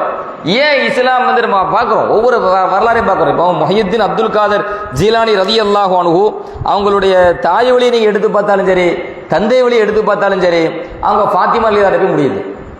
ஹசன் ஹுசைன் ரலியல்லாஹு அன்ஹு தாயார் ஃபாத்திமா ரலியல்லாஹு தானே. ஃபாத்திமா ரலியல்லாஹு போயிட்டு அது யார் அடுத்து மேலே யார்? ரசூலுல்லாஹி ஸல்லல்லாஹு அலைஹி வஸல்லம் தானே. தாய் வழியை பார்த்தாலும் தந்தை வழியை பார்த்தாலும் ரெண்டு எங்க போய் நிக்குது அப்படின்னு பார்த்தீங்கன்னா பெருமானார் ரசூலுல்லாஹி ஸல்லல்லாஹு அலைஹி வஸல்லம் மகளார் ஃபாத்திமா ரலியல்லாஹு அன்ஹா அவங்கள்ட்ட போய் நிக்குது. அதே போல நீங்க இன்னொன்று நீங்க பார்க்கலாம், உண்மை நீங்க பார்க்கலாம். என்ன அப்படின்னு கேட்டீங்கன்னா, இந்த ஏர்வாடி சையத் இப்ராஹிம் ஷஹீத் வலியுல்லா ரலியல்லாஹு அன்ஹு, நீங்க அவங்களுடைய வரலாறு நீங்க எடுத்து பார்த்தாலும் ஃபாத்திமா எல்லா இடத்துல போய் தான் நிக்குது. ஃபாத்திமா ரலியல்லாஹு அன்ஹா அவங்களுடைய மகனார் ஹுசைன் ரலியல்லாஹு அன்ஹு, அவங்களுடைய மகனார் ஜைனுல் ஆபிதீன் ரலியல்லாஹு அன்ஹு, அவங்களுடைய மகனார் முஹம்மது பாக்கிர் ரலியல்லாஹு அன்ஹு, அவங்களுடைய மகனார் ஜாஃபர் சாதிக் ரலியல்லாஹு அன்ஹு, அவங்களுடைய மகனார் முஹம்மது ரஹமத்துல்லா, அவங்களுடைய மகனார் சையது ஜலாலுத்தீன் ரஹமத்துல்லா, அவங்களுடைய மகனார் அபு முஹம்மது கமால் ரஹமத்துல்லா, அவங்களுடைய மகனார் தாவூத் ரஹமத்துல்லா, அவங்களுடைய மகனார் ஜமாலுல் கரீம் ரஹமத்துல்லா, அவங்களுடைய மகனார் அபு ஹுசைன் ரஹமத்துல்லா, அவருடைய மகனார் அபு இஸ்மாயில் ரஹமத்துல்லா, அவருடைய மகனார் முகமது நாசிர் ரஹமத்துல்லா, அவருடைய மகனார் அபு யூசுப் ஜமால் ரஹமத்துல்லா, அவருடைய மகனார் அப்துல் கஃபூர் ரஹமத்துல்லா, அவருடைய மகனார் சையீத் அகமது ரஹமத்துல்லா, அவருடைய மகனார் தான் இப்ராஹிம் ஷஹீத் வலியுல்லா ரலியல்லாஹு அன்ஹு. சொல்ல புரியுதா? அதாவது ஃபாத்திமா ரலியல்லாஹு அன்ஹா அவங்கள்ட்ட இருந்து கரெக்டா தலையா எண்ணிட்டு வந்தீங்கன்னா 17வது தலை யாரு? ஏர்வாடி ஷஹீத் இப்ராஹிம் வலியுல்லா ரலியல்லாஹு அன்ஹு. நான் நசபை மட்டும் சொல்றேன். அப்போ ரசூலுல்லாஹி ஸல்லல்லாஹு அலைஹி வஸல்லம் போய் நிக்குது. நீங்க சாதாரண நினைச்ச கூட ஏர்வாடி ஷஹீத் வலியுல்லா அவர்களே பெருமானார் ஸல்லல்லாஹு அலைஹி வஸல்லம் பேர பிள்ளைங்க. நபி ஸல்லல்லாஹு அலைஹி வஸல்லம் பாத்தீங்கன்னா 17வது தலைமுறை ஏர்வாடி ஷஹீத் வலியுல்லா இப்ராஹிம் ஷஹீத் வலியுல்லா ரலியல்லாஹு அன்ஹு. இந்தியாவில் பல பகுதியில் பெருமானார் ஸல்லல்லாஹு அலைஹி வஸல்லம் அவர்களுடைய உத்தரவின் பெயரில் அவருக்கு இந்த அவங்க மாணவி சாஸ்திர உத்தரவின் பெயரில் இங்க வந்து இஸ்லாத்தை எடுத்து சொல்றாங்க. பெருமானார் சாஸ்திர கனவுல தோன்றி போட்ட உத்தரவு. ஏன் உத்தரவு தெரியுமாங்க? பல பகுதிக்கு நபி ஸல்லல்லாஹு அலைஹி வஸல்லம் இஸ்லாத்தை கொண்டு போய் சேர்க்கணுங்க. அப்படிதானே? ஓமா அர்சல்நாக இல்லா காஃபத்தல் லின்னாஸி பஷீரன் வ நதீரா. அல்லாஹ் நபியை பார்த்து சொல்கின்றான், ஓமா அர்சல்நாக இல்லா காஃபத்தல் லின்னாஸி பஷீரன் வ நதீரா. நபியே உம்மை உலக மக்கள் எல்லோருக்குமே தூதராக அனுப்பிவிட்டோம். எல்லாத்துக்கும் தூதர். பஷீரன் வ நதீரா, நீங்கள் சுப செய்தி சொல்லக்கூடியவராகவும் அச்சமூட்டி எச்சரிக்கை செய்யக்கூடியவராகவும் ஒட்டுமொத்த உலக மக்களுக்கும் உம்மை தூதராக நாம் அனுப்பியிருக்கிறோம் அல்லாஹ் சொல்றான். ஓமா அர்சல்நாக இல்லா ரஹமத்தல் லில் ஆலமீன். நபியே ஒட்டுமொத்த ஆழத்திற்கும் அகிலத்திற்கும் உம்மை ரஹமத்தாக அருளாக நாம் அனுப்பியிருக்கிறோம் அல்லாஹ் குர்ஆன்ல சொல்றான். அப்போ குர்ஆன் அடிகள் நீங்கள் எடுத்து பார்த்தீர்களேயானால் இதற்கு முன்னால் வந்த நபிமார்கள் குறிப்பிட்ட ஒரு தெருவுக்கோ ஒரு குறிப்பிட்ட ஒரு கிராமத்திற்கோ குறிப்பிட்ட ஒரு ஊருக்கோ குறிப்பிட்ட ஒரு சமூகத்திற்கோ அவர்கள் தூதராக அனுப்பப்பட்டிருப்பார்கள். குறிப்பிட்ட ஒரு மொழியை பேசக்கூடிய மக்களுக்கு மாத்திரம் அவர்கள் தூதராக அனுப்பப்பட்டிருப்பார்கள். ஆனால் அகிலத்தின் தலைவர், ஈருலக தலைவர், இறுதி தூதர், அல்லாஹ்வின் நேசர் முஹம்மது ரசூலுல்லாஹி ஸல்லல்லாஹு அலைஹி வஸல்லம் அவர்கள் மாத்திரம்தான் எல்லா மொழியை பேசக்கூடிய மனிதருக்கும் எல்லா நாட்டை சார்ந்த மக்களுக்கும் அகிலம் அனைவர்களுக்கும் தூதராக அருள்கொடையாக அல்லாஹு தஆலா பெருமானார் ஸல்லல்லாஹு அலைஹி வஸல்லம் அனுப்பினார். அப்ப மாநபி ரசூலுல்லாஹி ஸல்லல்லாஹு அலைஹி வஸல்லம் அவர்கள் ஒட்டுமொத்த மக்களுக்கும் உலகத்திற்கும் இஸ்லாத்தை கொண்டு போய் சேர்க்கின்ற பொறுப்பை யார்கிட்ட அல்லாஹ் ஒப்படைக்கிறான்? பெருமானார் ஸல்லல்லாஹு அலைஹி வஸல்லம் அவர்களிடத்தில் அவன்தான் அல்லாஹ் ஒப்படைக்கிறான். அப்ப மாநபி ரசூலுல்லாஹி ஸல்லல்லாஹு அலைஹி வஸல்லம் அவர்கள் இந்த பொறுப்பை கொண்டு ஒட்டுமொத்த உலகத்திற்கும் சேர்க்கிற அளவுக்கு என்ன செஞ்சிட்டாங்க அப்படின்னு சொன்னா ஒரு பெரிய ஏற்பாடு செஞ்சாங்களா? தூய்மையான தோழர்களை உருவாக்குறாங்களா? தூய்மையான குடும்பத்தை உருவாக்குறாங்களா? ஸல்லல்லாஹு அலைஹி வஸல்லம் அவர்கள் இந்த உலகத்தை விட்டு பிரிந்து போறதுக்கு முன்னாடி என்ன சொன்னாங்க? உங்களிடத்தில் நான் இரண்டை விட்டு செல்கின்றேன், உங்களிடத்தில் நான் இரண்டை விட்டு செல்கின்றேன். ஒன்று அல்லாஹ்வினுடைய வேதம் குர்ஆன், இன்னொன்று என்னுடைய குடும்பம் அப்படின்னாங்க. நான் சொன்ன செய்தி முஸ்லிம்ல பதிவு செய்யப்பட்டிருக்கிறது. நான் சொல்ற செய்தி முஸ்லிம்ல பதிவு செய்யப்பட்டிருக்கிறது. உதக்கிருக்குமுல்லாஹ் ஃபி அஹ்லி பைத்தி, உதக்கிருக்குமுல்லாஹ் ஃபி அஹ்லி பைத்தி, உதக்கிருக்குமுல்லாஹ் ஃபி அஹ்லி பைத்தி. அருமை மக்களே, என்னுடைய குடும்பத்தார்கள் விஷயமாக அல்லாஹ்வை நான் உங்களுக்கு நினைவூட்டுகின்றேன். என் குடும்பத்தார்கள் விஷயமாக அல்லாஹ்வை நான் உங்களுக்கு நினைவூட்டுகின்றேன். என் குடும்பத்தார்கள் விஷயமாக அல்லாஹ்வை நான் உங்களுக்கு நினைவூட்டுகின்றேன். என் குடும்பத்தார்கள்ட்ட நல்ல முறையில் நடந்துக்கங்க. பெருமான ஸல்லல்லாஹு சொல்றாங்க. அப்ப இரண்டை விட்டு செல்கின்றேன். ஒன்று குர்ஆன், இன்னொன்று என் குடும்பம். இது சொன்னது யார்? மாநபி ரசூலுல்லாஹி ஸல்லல்லாஹு அலைஹி வஸல்லம். இந்த ஹதீஸ் எங்க பதிவாகி இருக்கிறது? முஸ்லிம் ஷரீஃபிலே பதிவாகி இருக்கின்றது. அப்ப தெளிவாக ஒன்றை பதிவு செய்யறாங்க. முழு உலகத்திற்கும் குர்ஆன் கொண்டு போய் சேர்க்கிறது இருக்குது. முழு உலகத்திற்கும் குர்ஆன் எப்படி குர்ஆன் போதோ அதே மாதிரி உலகத்தின் பல்வேறு பகுதிகளுக்கு இஸ்லாம் போறதுக்கு யார் காரணமா இருப்பாங்க? நபியுடைய குடும்பத்தார்கள், நபி ஸல்லல்லாஹு குடும்பத்தார்கள். அந்த அடிப்படையில் நீங்கள் பார்ப்பீர்களேயானால் ஏர்வாடி ஷஹீது சையது இப்ராஹிம் வலியுல்லாஹ் ரலியல்லாஹு அன்ஹு நபி ஸல்லல்லாஹு அலைஹி வஸல்லம் அவர்களுடைய குடும்பத்தில் வந்தவர்கள். நபி ஸல்லல்லாஹு அலைஹி வஸல்லம் ஒன்றுக்கு 2 முறை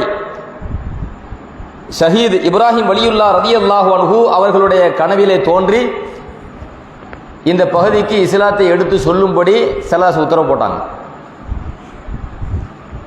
அப்படி அவங்க வந்தவர்கள் தான் இந்த இந்தியாவிலே பல்வேறு பகுதிகளிலே அவர்கள் இஸ்லாத்தை எடுத்து சொன்னார்கள்.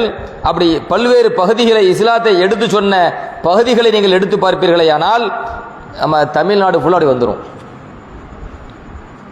தமிழ்நாடு ஃபுல்லும் இப்ராஹிம் ஷஹீது வலியுல்லாஹ் ரலியல்லாஹு அன்ஹு அவர்கள் இஸ்லாத்தை எடுத்து சொன்னது. பல மக்கள் இஸ்லாத்தை அவர்கள் எடுத்து சொல்லி இஸ்லாத்தினுடைய நல்ல கருத்துக்களால் ஈர்க்கப்பட்டு இஸ்லாத்தை ஏற்றுக்கொண்டார்கள். யாரையும் மிரட்டி என்ன செய்ய முடியாது, ஒரு விஷயத்தை திணிக்க முடியாது. அப்படி மிரட்டி திணித்தோமையானால் அது ஒரு வருஷத்தை தாண்டாது, ஒரு வாரத்தை தாண்டாது. ஆனால் இஸ்லாத்தை உயிர் மூச்சாக ஏற்று இன்றும் இஸ்லாத்தின் பிரகாரம் வாழக்கூடியவர்கள் இஸ்லாத்தினுடைய நல்ல கருத்துக்களால் கொள்கைகளால் கவரப்பட்டு அதன் மூலமாக இஸ்லாத்தை ஏற்றவர்கள் தான் இந்தியாவில் வாழக்கூடிய முஸ்லிம்கள். அது ராம்நாடு பகுதியாக இருக்கட்டும், கீழக்கரையாக இருக்கட்டும், அதே போன்று ஏர்வாடியாக இருக்கட்டும், மதுரை பகுதியாக இருக்கட்டும், இப்படி பல்வேறு தமிழ்நாட்டில் உள்ள பல பகுதிகளில் இஸ்லாம் இஸ்லாத்தை சரியாக புரிந்தவர்கள், இஸ்லாத்தை சரியாக ஏற்றுக்கொண்ட அளவுக்கு இந்த மார்க்கத்தை எடுத்து சொன்னவர்கள் ஏர்வாடி ஷஹீது வலியுல்லாஹ் இப்ராஹிம் ஷஹீது வலியுல்லாஹ் ரலியல்லாஹு அன்ஹு. அதே போல நீங்க ஹாஜா முஹைனுத்தீன் சிஷ்தி ரலியல்லாஹு அன்ஹு பெருமானார் ரசூலுல்லாஹி ஸல்லல்லாஹு அலைஹி வஸல்லம் அவர்களுடைய குடும்பத்தில் வந்தவர்கள் தான். பிரபல்யமான தகவல் உங்க எல்லாத்துக்கும் தெரிஞ்சிருக்கும். ஹிஜ்ரி 530ஆம் ஆண்டு பிறந்தவர்கள். ஹிஜ்ரி 627ஆம் ஆண்டு ஹாஜா முஹைனுத்தீன் சிஷ்தி ரலியல்லாஹு அஜ்மீரிலே மறைந்து வாழ்கின்ற ஹாஜா முஹைனுத்தீன் சிஷ்தி ரலியல்லாஹு அன்ஹு ஹிஜ்ரி 530ஆம் ஆண்டு பிறந்து ஹிஜ்ரி 627ஆம் ஆண்டு அவர்கள் மரணிக்கின்றார்கள். மறைந்து அஜ்மீர் ஷரீஃபிலே இன்று மறைந்து வாழ்கிறார்கள். ஹாஜா முஹைனுத்தீன் சிஷ்தி ரலியல்லாஹு அன்ஹு அவர்களும் மாநபி ரசூலுல்லாஹி ஸல்லல்லாஹு அலைஹி பரம்பரையில் வந்தவங்க. முஹியுத்தீன் அப்துல் காதர் ஜீலானி ரலியல்லாஹு அன்ஹு வாழ்ந்தாங்களா இல்லையா? பகதாது பகுதியில் அவங்க இஸ்லாம் பரவுச்சா இல்லையா? பல பேர்களை மாத்தினாங்களே. பல்லாயிரக்கணக்கான மக்கள் முஹியுத்தீன் அப்துல் காதர் ஜீலானி ரலியல்லாஹு மூலமா இஸ்லாத்தை ஏற்றுக்கிட்டாங்க. அவர்களுடைய சீடர்கள் முஹியுத்தீன் அப்துல் காதர் ஜீலானி ரலியல்லாஹுடைய முரீதுகள் சீடர்கள் இந்தியாவில் உலகத்தில் பல பகுதிக்கு போனாங்க. அப்படி பல பகுதிக்கு போனவர்கள் இந்த இந்தியாவிலேயும் பல சீடர்கள் இஸ்லாத்தை பற்றி எடுத்து சொன்னாங்க. அதனால நீங்க இந்தியாவில் நீங்க பார்க்கலாம் பல்வேறு பகுதியில் முஹியுத்தீன் ஆண்டகை பள்ளி வாயில் உண்டா இல்லையா? இந்தியாவில் எத்தனை இடத்துல இருக்கும்? நீங்க தமிழ்நாடு சும்மா ஒரு கணக்கு எடுத்து பாருங்க, எத்தனை பள்ளி வாயில்கள் முஹியுத்தீன் ஆண்டகை பள்ளி வாயில் இருக்கும். அப்ப இஸ்லாம் என்பது இறைநேச செல்வர்களின் மூலமாக இந்த மக்களுக்கு எடுத்து சொல்லப்பட்டது. அதை இங்கு உள்ள மக்கள் புரிந்து கொண்டார்கள். புரிந்து தூய மார்க்கத்தை இஸ்லாத்தை தங்கள் வாழ்வியலாக, தங்கள் கொள்கையாக, தங்கள் மார்க்கமாக ஏற்றுக்கொண்டார்கள் என்பதற்கு எத்தனையோ சான்றுகள். நீங்க சும்மா அல்லாஹ் சுத்தி பாருங்க சொல்ற மாதிரி ஒரு ரவுண்டு போய் பாருங்க தெரியும். இதையும் ஷிர்க்கு குஃப்ருன்னு போயிருவானோ? அது என்ன முஹியுத்தீன் அப்துல் காதர் பள்ளிவாசல்? ஏன்னா அவங்க மூலமா இஸ்லாம் வந்தால் நினைவாக முஹியுத்தீன் அப்துல் காதர் ஜீலானி ரலியல்லாஹு அன்ஹு. இப்படி ஒரு பெயர் வைப்பது இஸ்லாத்துக்கு முரணும் அல்ல. நீங்க மதீனாவுக்கு போங்க, மக்காவுக்கு போங்க, அங்க மஸ்ஜித் ஆயிஷான்னு ஒரு பள்ளிவாசல் இருக்கும், உண்டா இல்லையா? ஆயிஷா ரலியல்லாஹு பள்ளிவாசல், ஆயிஷா ரலியல்லாஹு போய் அங்கே வணங்குறாங்களா? அதுக்கு அப்படி அர்த்தம் கிடையாது. ஒரு வரலாற்று பின்னணிக்கு பின்னாடி இருக்கும். ஒவ்வொன்றுக்கும் ஒரு வரலாற்று. மஸ்ஜித் அபீபக்கர் ரலியல்லாஹு அன்ஹு, அபூபக்கர்லாவுடைய பள்ளி வாயில்னு தனியா இருக்கும். மஸ்ஜித் இப்னு அப்பாஸ் ரலியல்லாஹு அன்ஹுமா, இப்னு அப்பாஸ்லாவுடைய பள்ளி வாயில்னு தனியா இருக்கும். இப்படி ஒரு பெயர் வந்தனால அந்த மனிதரை அங்கே வணங்குகின்ற பொருள் அல்ல, அதற்கு பின்னால் ஒரு வரலாறு இருக்கும். இந்த இந்தியா நாட்டில் முஹியத்தின் அப்துல் காதர் ஜீலானி ரலியல்லாஹு அன்ஹு முஹியத்தின் ஆண்டகை பள்ளி வாயில் வந்தனால யாரும் அவங்கள வணங்கல. அவர்கள் மூலமாக இந்த இஸ்லாம் உலகத்திற்கு வந்தது, இந்தியாவிற்கு அதிகமாக பரவியது, அவனுடைய சீடர்கள் மூலமாக பரவியது என்கிற நினைவு நினைவு நினைவு ஒரு நன்றி வேண்மை இல்லையே, நன்றி மறக்கக்கூடாத இஸ்லாம் அப்படி சொல்லி தரலையே. அந்த நன்றி உணர்வாகத்தான் நம்ம எப்போ அவங்களுக்கு துவா செய்யணும். இப்போ அஹமது இப்னு ஹம்பல் ரஹமத்துல்லாஹ் சொல்லுவாங்க, நான் என்னுடைய ஒவ்வொரு தொழுகைக்கு பின்னாடியும் என் உஸ்தாத் ஷாஃபி இமாமுக்கு நான் துவா செய்வேன்பாங்க. நன்றி. ஏன்னா இஸ்லாம் அப்படித்தான் நம்மளை வளர்த்துருக்குது, நன்றி மறக்க கூடாதுன்னு சொல்லுது. உஸ்தாதுக்கு துவா செய்யணுமா இல்லையா? நமக்கு கல்வி போதித்த ஆசானுக்கு துவா செய்யணுமா இல்லையா? அஹமது இப்னு ஹம்பல் ரஹமத்துல்லாஹ் கற்றுத்தராங்க, ஒவ்வொரு தொழுகைக்கு பிறகும் நான் ஷாஃபி இமாமுக்கு துவா செய்வேங்கிறாங்க. இமாம் அபு ஹனீஃபா ரஹமத்துல்லாஹி அலைஹி எவ்வளவு பெரிய மாமேத இமாம் அபு ஹனீஃபா ரஹமத்துல்லாஹ், அவருடைய உஸ்தாது பேர் ஹம்மாது ரஹமத்துல்லாஹ். உஸ்தாது பேர் என்ன? ஹம்மாது ரஹமத்துல்லாஹ். இமாம் அபு ஹனீஃபா ரஹமத்துல்லாஹி அலைஹி அவங்க சொல்லுவாங்க, நான் ஒவ்வொரு தொழுகைக்கு பிறகு என்னுடைய உஸ்தாது ஹம்மாது ரஹமத்துல்லாஹ்க்கு துவா செய்வேன், என் பெற்றவங்களுக்கும் துவா செய்வேன். ஆனா என் பெற்றவங்களுக்கு முன்னால நான் முதல்ல யாருக்கு துவா செய்வேன்? என்னுடைய உஸ்தாது ஹம்மாது ரஹமத்துல்லாஹ்க்கு துவா செய்வேன். அதுக்கு அடுத்து இரண்டாவதாக என் பெற்றவங்களுக்கு துவா செய்வேன்பாங்க. யாரு? இமாம் அபு ஹனீஃபா ரஹமத்துல்லாஹி அலைஹி. காரணம் என்ன? இந்த மார்க்கம் தான் நம்மளுடைய உயிர் மூச்சு. ஈரோலக வெற்றிக்கு காரணமாக இருப்பது இந்த மார்க்கம், இந்த மார்க்க கல்வி. அந்த மார்க்க கல்வியை நமக்கு கற்றுத்தரக்கூடியவர்கள் மார்க்க அறிஞர்கள், உஸ்தாதுமார்கள். அந்த உஸ்தாதுமார்கள் மிக உயர்ந்தவர்கள், கண்ணியமானவர்கள். அவர்களை மதிக்க வேண்டும் என்று குர்ஆன் சொல்கிறது, அவர்களை மதிக்க வேண்டும் என்று மாநபி ரசூலுல்லாஹி ஸல்லல்லாஹு அலைஹி வஸல்லம் சொல்கிறார்கள். எனவே இந்த உலகத்தில் நம்மை பெற்றெடுத்தவர்கள் பெற்றோர்கள் அடிப்படையில் அவர்களுக்கு மரியாதை என்றால், நமக்கு இந்த தீனுல் இஸ்லாத்தை கற்றுத்தந்து, மார்க்கத்தை கற்றுத்தந்து, மார்க்க ஞானத்தை கற்றுத்தந்து, மார்க்க நெறிமுறைகளை கற்றுத்தந்து, ஒழுக்கத்தை கற்றுத்தந்து, மார்க்க அறிஞர்களாக நம்ம இந்த உலகத்தில் உருவாக்கி தந்த ஆசான்கள் அதைவிட மேலானவர்கள். எனவே அவர்களுக்கு முதன்மையாக நான் துஆ செய்கின்றேன். அதற்கு அடுத்ததாக பெற்றோர்களுக்கு துஆ செய்கின்ற கருத்திலே இமாம் அபு ஹனீஃபா ரஹமத்துல்லாஹ் முதலில் ஹம்மாது ரஹமத்துல்லாஹ் அவர்களுக்கும், அடுத்ததாக யாருக்கு துஆ செய்வாங்க? பெற்றவங்களுக்கும். வரலாற்றை பார்க்கலாம். நமக்கு உதவி செஞ்சவங்கள யாரையும் மறந்துடக்கூடாது, நினைவு இருந்துகிட்டே இருக்கணும். பள்ளிவாசலுக்கு பேரு முஹியத்தின் அப்துல் காதர் ஜீலானி என்று பேர் வைத்துட்டு சொன்னா, பள்ளிவாசல் உள்ளுக்கு போன பிறகு தொழுகை முடிஞ்ச உடனே அவங்களுக்கு துவா செய்யணுமா இல்லையா? மறக்க கூடாதுன்னு போடுறோம். இவங்க மூலமா நமக்கு இஸ்லாம் கிடைக்குது, இவங்க மூலமா இந்த பகுதிக்கு உங்களுடைய சீடர்கள் மூலமா இஸ்லாம் நமக்கு கிடைச்சிருக்கு. எவ்வளவு பெரிய அறிஞர், அவர் மூலமாக இஸ்லாம் கிடைச்சிருக்கு அப்படின்னு சொன்னா அவங்களுக்காக நம்ம துவா செய்ய கடமை இருக்குதா இல்லையா? அல்லாட்ட துவா செய்யணுமா இல்லையா? அந்த நன்றி உணர்வு மறக்க கூடாது என்பதற்காகத்தான் பள்ளிவாசல். அது பேரு நான் என்ன சொல்றேன்னா, முஹியத்தின் ஆண்டகை பள்ளிவாயல் போட்டாலே நன்றி மறந்து திரியறானோ உண்டா இல்லையா? நன்றி மறந்து தெரியறா மட்டுமல்ல, அவரால் இஸ்லாம் வரலைங்கிறான். இன்னும் சொல்ல போனால் இறைநேசர் மூலமாக இஸ்லாம் செத்து போச்சுங்கிறான். எந்த அளவுக்கு நன்றி கேட்டதானோ. ஹாஜா முஹைனுத்தீன் சிஷ்தி ரலியல்லாஹு அன்ஹு அவர்கள் பெருமானார் ரசூலுல்லாஹி ஸல்லல்லாஹு அலைஹி வஸல்லுடைய பேரப்புள்ள முஹைனுத்தீன் அப்துல் காதர் ஜீலானி ரலியல்லாஹுடைய காலகட்டத்தில் வாழ்ந்தவர். இன்னும் சொல்ல போனால் பக்தாதுக்கு போய் முஹைனுத்தீன் அப்துல் காதர் ஜீலானி ரலியல்லாஹு அன்ஹு பைஅத் பெற்றவர்கள் யாரு? ஹாஜா முஹைனுத்தீன் சிஷ்தி ரலியல்லாஹு அன்ஹு. ஹாஜா முஹைனுத்தீன் சிஷ்தி ரலியல்லாஹு அன்ஹு அவர்களும் மாநபி ஸல்லல்லாஹுடைய நஸப்ல வரவங்க தான். அதை நான் மீண்டும் சொல்றேன், ஃபாத்திமா ரலியல்லாஹு தான் போய் முடியுது. ஃபாத்திமா ரலியல்லாஹு யாரு? நபி ஸல்லல்லாஹு புள்ள, அப்படிதானே? மக தானே ஃபாத்திமா ரலியல்லாஹு அன்ஹாவுடைய மகனார் ஹசன்.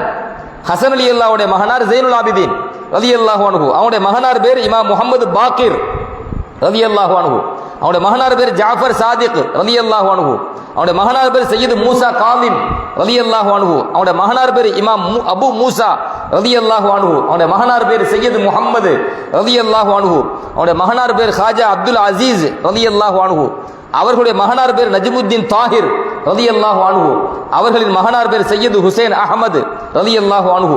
அவருடைய மகனார் பேர் சையது அஹமது ஹசன் ரலியல்லாஹு அன்ஹு. அவருடைய மகனார் ஹாஜா சையது கியாசுத்தீன் ஹசன் ரலியல்லாஹு அன்ஹு. அவர்களுடைய மகனார் ஹாஜா முஹைனுத்தீன் சிஷ்தி ரலியல்லாஹு அன்ஹு.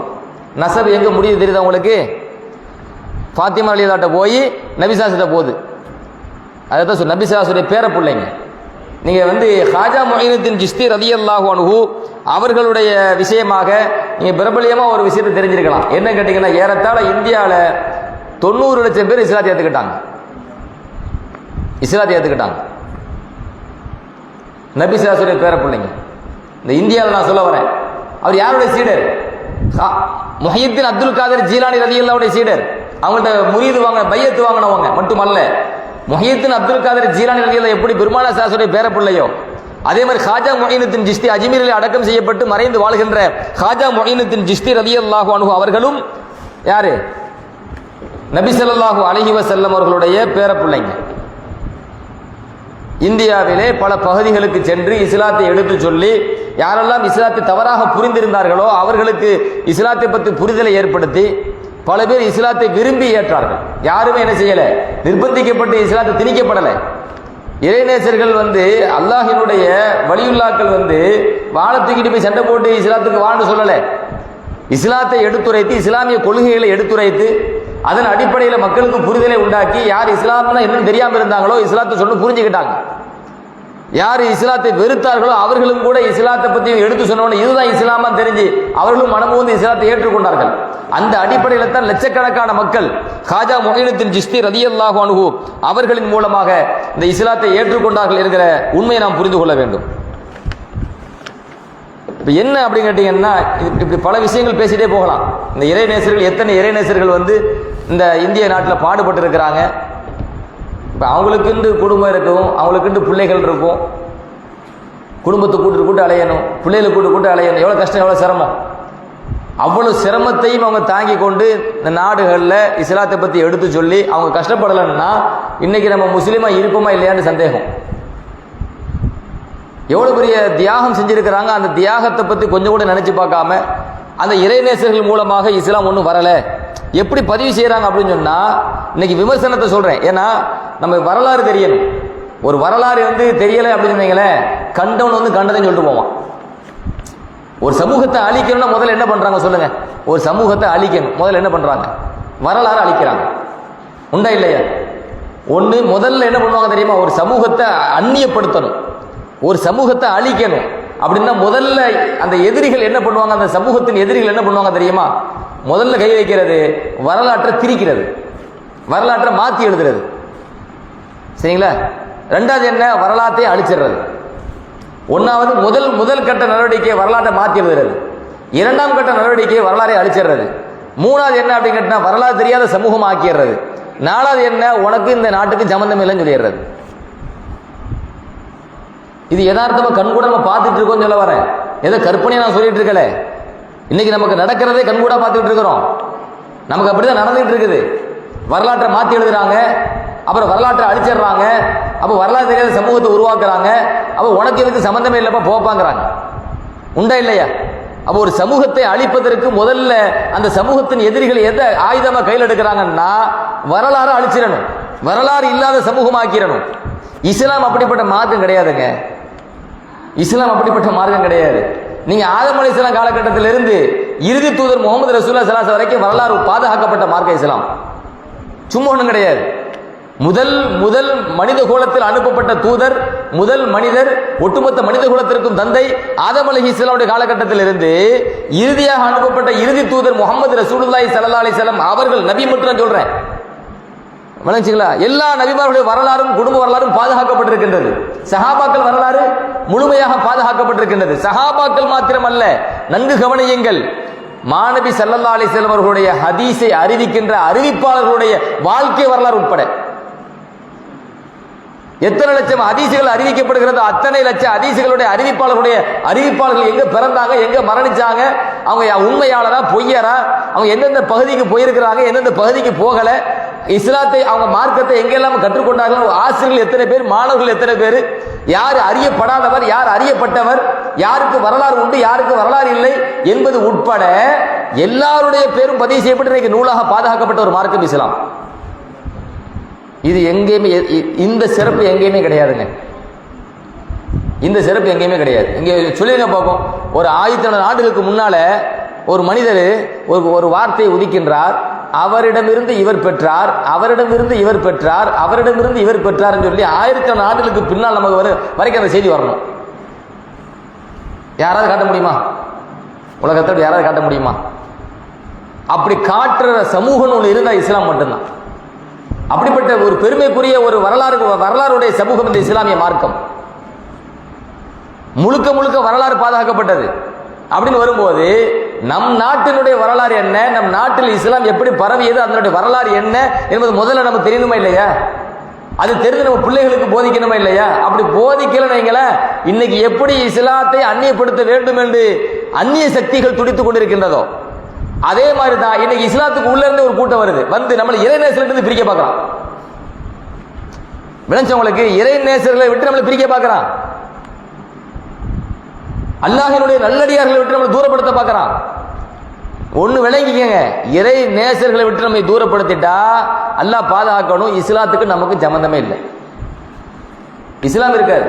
மன் ஆதாலி வலியன் ஃபக்கத் ஆதன்துஹு பில் ஹர்பு. யார் என் நேசரை பகைத்துக் கொள்கிறாரோ, யார் என் நேசரை பகைத்துக் கொள்கிறாரோ அவர்களோடு நான் யுத்த பிரகடனம் செய்கின்றேன், அறிவிப்பு செய்யுங்க நபி அப்படிங்கிற அல்லாஹ். நான் யுத்தத்துக்கு வந்துட்டேன்னு சொல்லுங்க உம்மத்துக்கு.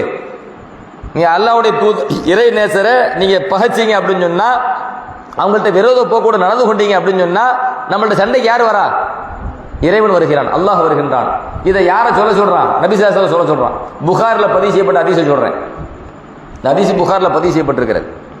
அப்ப இறை நேசர்களை நமக்கு விரோதியாக மாத்துறது, இறை நேசர்களை நம்மளை தூரப்படுத்துறது, நம்மளை அந்நியப்படுத்துறது எப்படி ஒரு சக்தி, ஒரு அந்நிய சக்தி, ஒரு இஸ்லாத்தினுடைய விரோதிகள், எதிர்ப்பு சிந்தனையாளர்கள் எப்படி நம்மளை இந்த இந்திய நாட்டிலிருந்து அந்நியப்படுத்த துடிக்கிறாங்களோ, அதற்காக பல வரலாறுகளை அழித்துக் கொண்டிருக்கிறார்களோ, அதே மாதிரி இன்னைக்கு இஸ்லாத்தினுடைய பெயரில் இருந்து கொண்டே ஒரு கூட்டம் என்ன செய்து கேட்டீங்கன்னா, நம்மளை இறைநேசர்கிட்ட இருந்து தூரப்படுத்த பார்க்கறான்.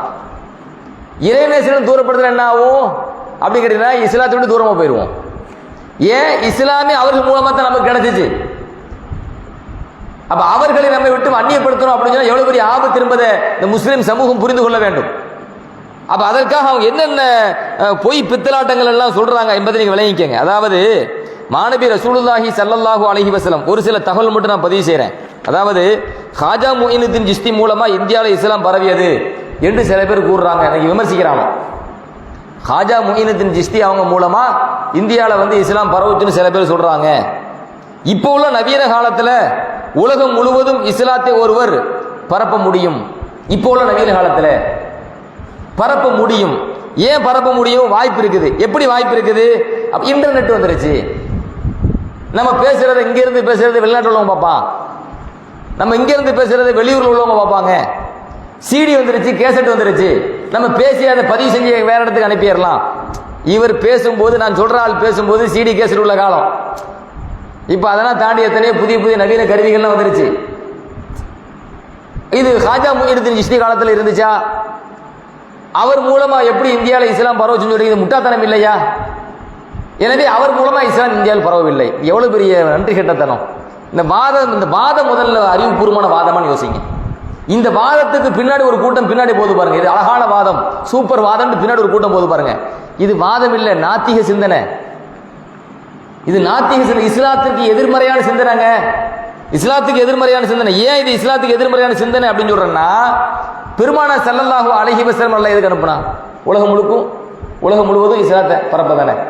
ஸல்லல்லாஹு அலைஹி வஸல்லம் காலகட்டத்தில் இன்டர்நெட் இருந்துச்சா? ஸல்லல்லாஹு அலைஹி வஸல்லம் காலகட்டத்தில் சிடி கேசட் இருந்துச்சா? ஸல்லல்லாஹு அலைஹி வஸல்லம் காலகட்டத்தில் நவீன வசதிகள் இருந்துச்சா? நபி ஸல்லல்லாஹு அலைஹி வஸல்லம் காலகட்டத்தில் பல்வேறு உலகத்தின் பல்வேறு பகுதிக்கு இஸ்லாம் பரவல. எப்படி பரவுச்சு? எப்படி பரவுச்சுன்னு கேட்கிறேன். அப்ப இந்த நாத்திக சிந்தனையை வச்சு அதை அணுகணும்னு சொன்னா அப்ப எல்லா வரலாறையும் மறுக்கணும். மாநபி ஸல்லல்லாஹு அலைஹி வஸல்லம் அவர்களை அல்லாஹ் சொல்கின்ற பொழுது, ஓமா அர்ஸல்னாக இல்லா காஃபத்தல் லின்னாஸ்ங்கற, ஒட்டுமொத்த மனித குலத்திற்கும் உம்மை தூதராக அனுப்பினோம்ங்கறான். ஒட்டுமொத்த மனித குலத்திற்கும் தூதராக அனுப்புகின்ற பொழுது இன்டர்நெட் வசதிலாம் கிடையாது. லட்சக்கணக்கான மக்கள் இஸ்லாத்தை ஏற்றுக்கொண்டார்கள். பல நாடுகளிலிருந்து வந்தவர்களும் இஸ்லாத்தை ஏற்றுக்கொண்டார்கள்.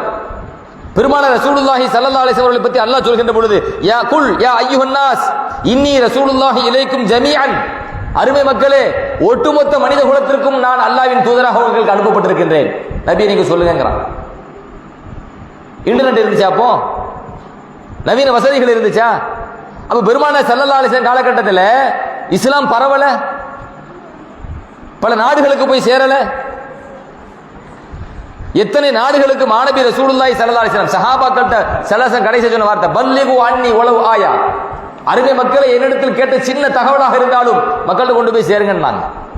சஹாபாக்கள் போகல, நாடு நாடா போகல, மக்களை கொண்டு போய் சேர்க்கல. சேர்த்தாங்களா இல்லையா? பல நாடுகளுக்கு இஸ்லாம் போச்சா இல்லையா? அப்ப இன்டர்நெட் இல்லை அப்படியே பேசிட்டு இருப்பாங்க.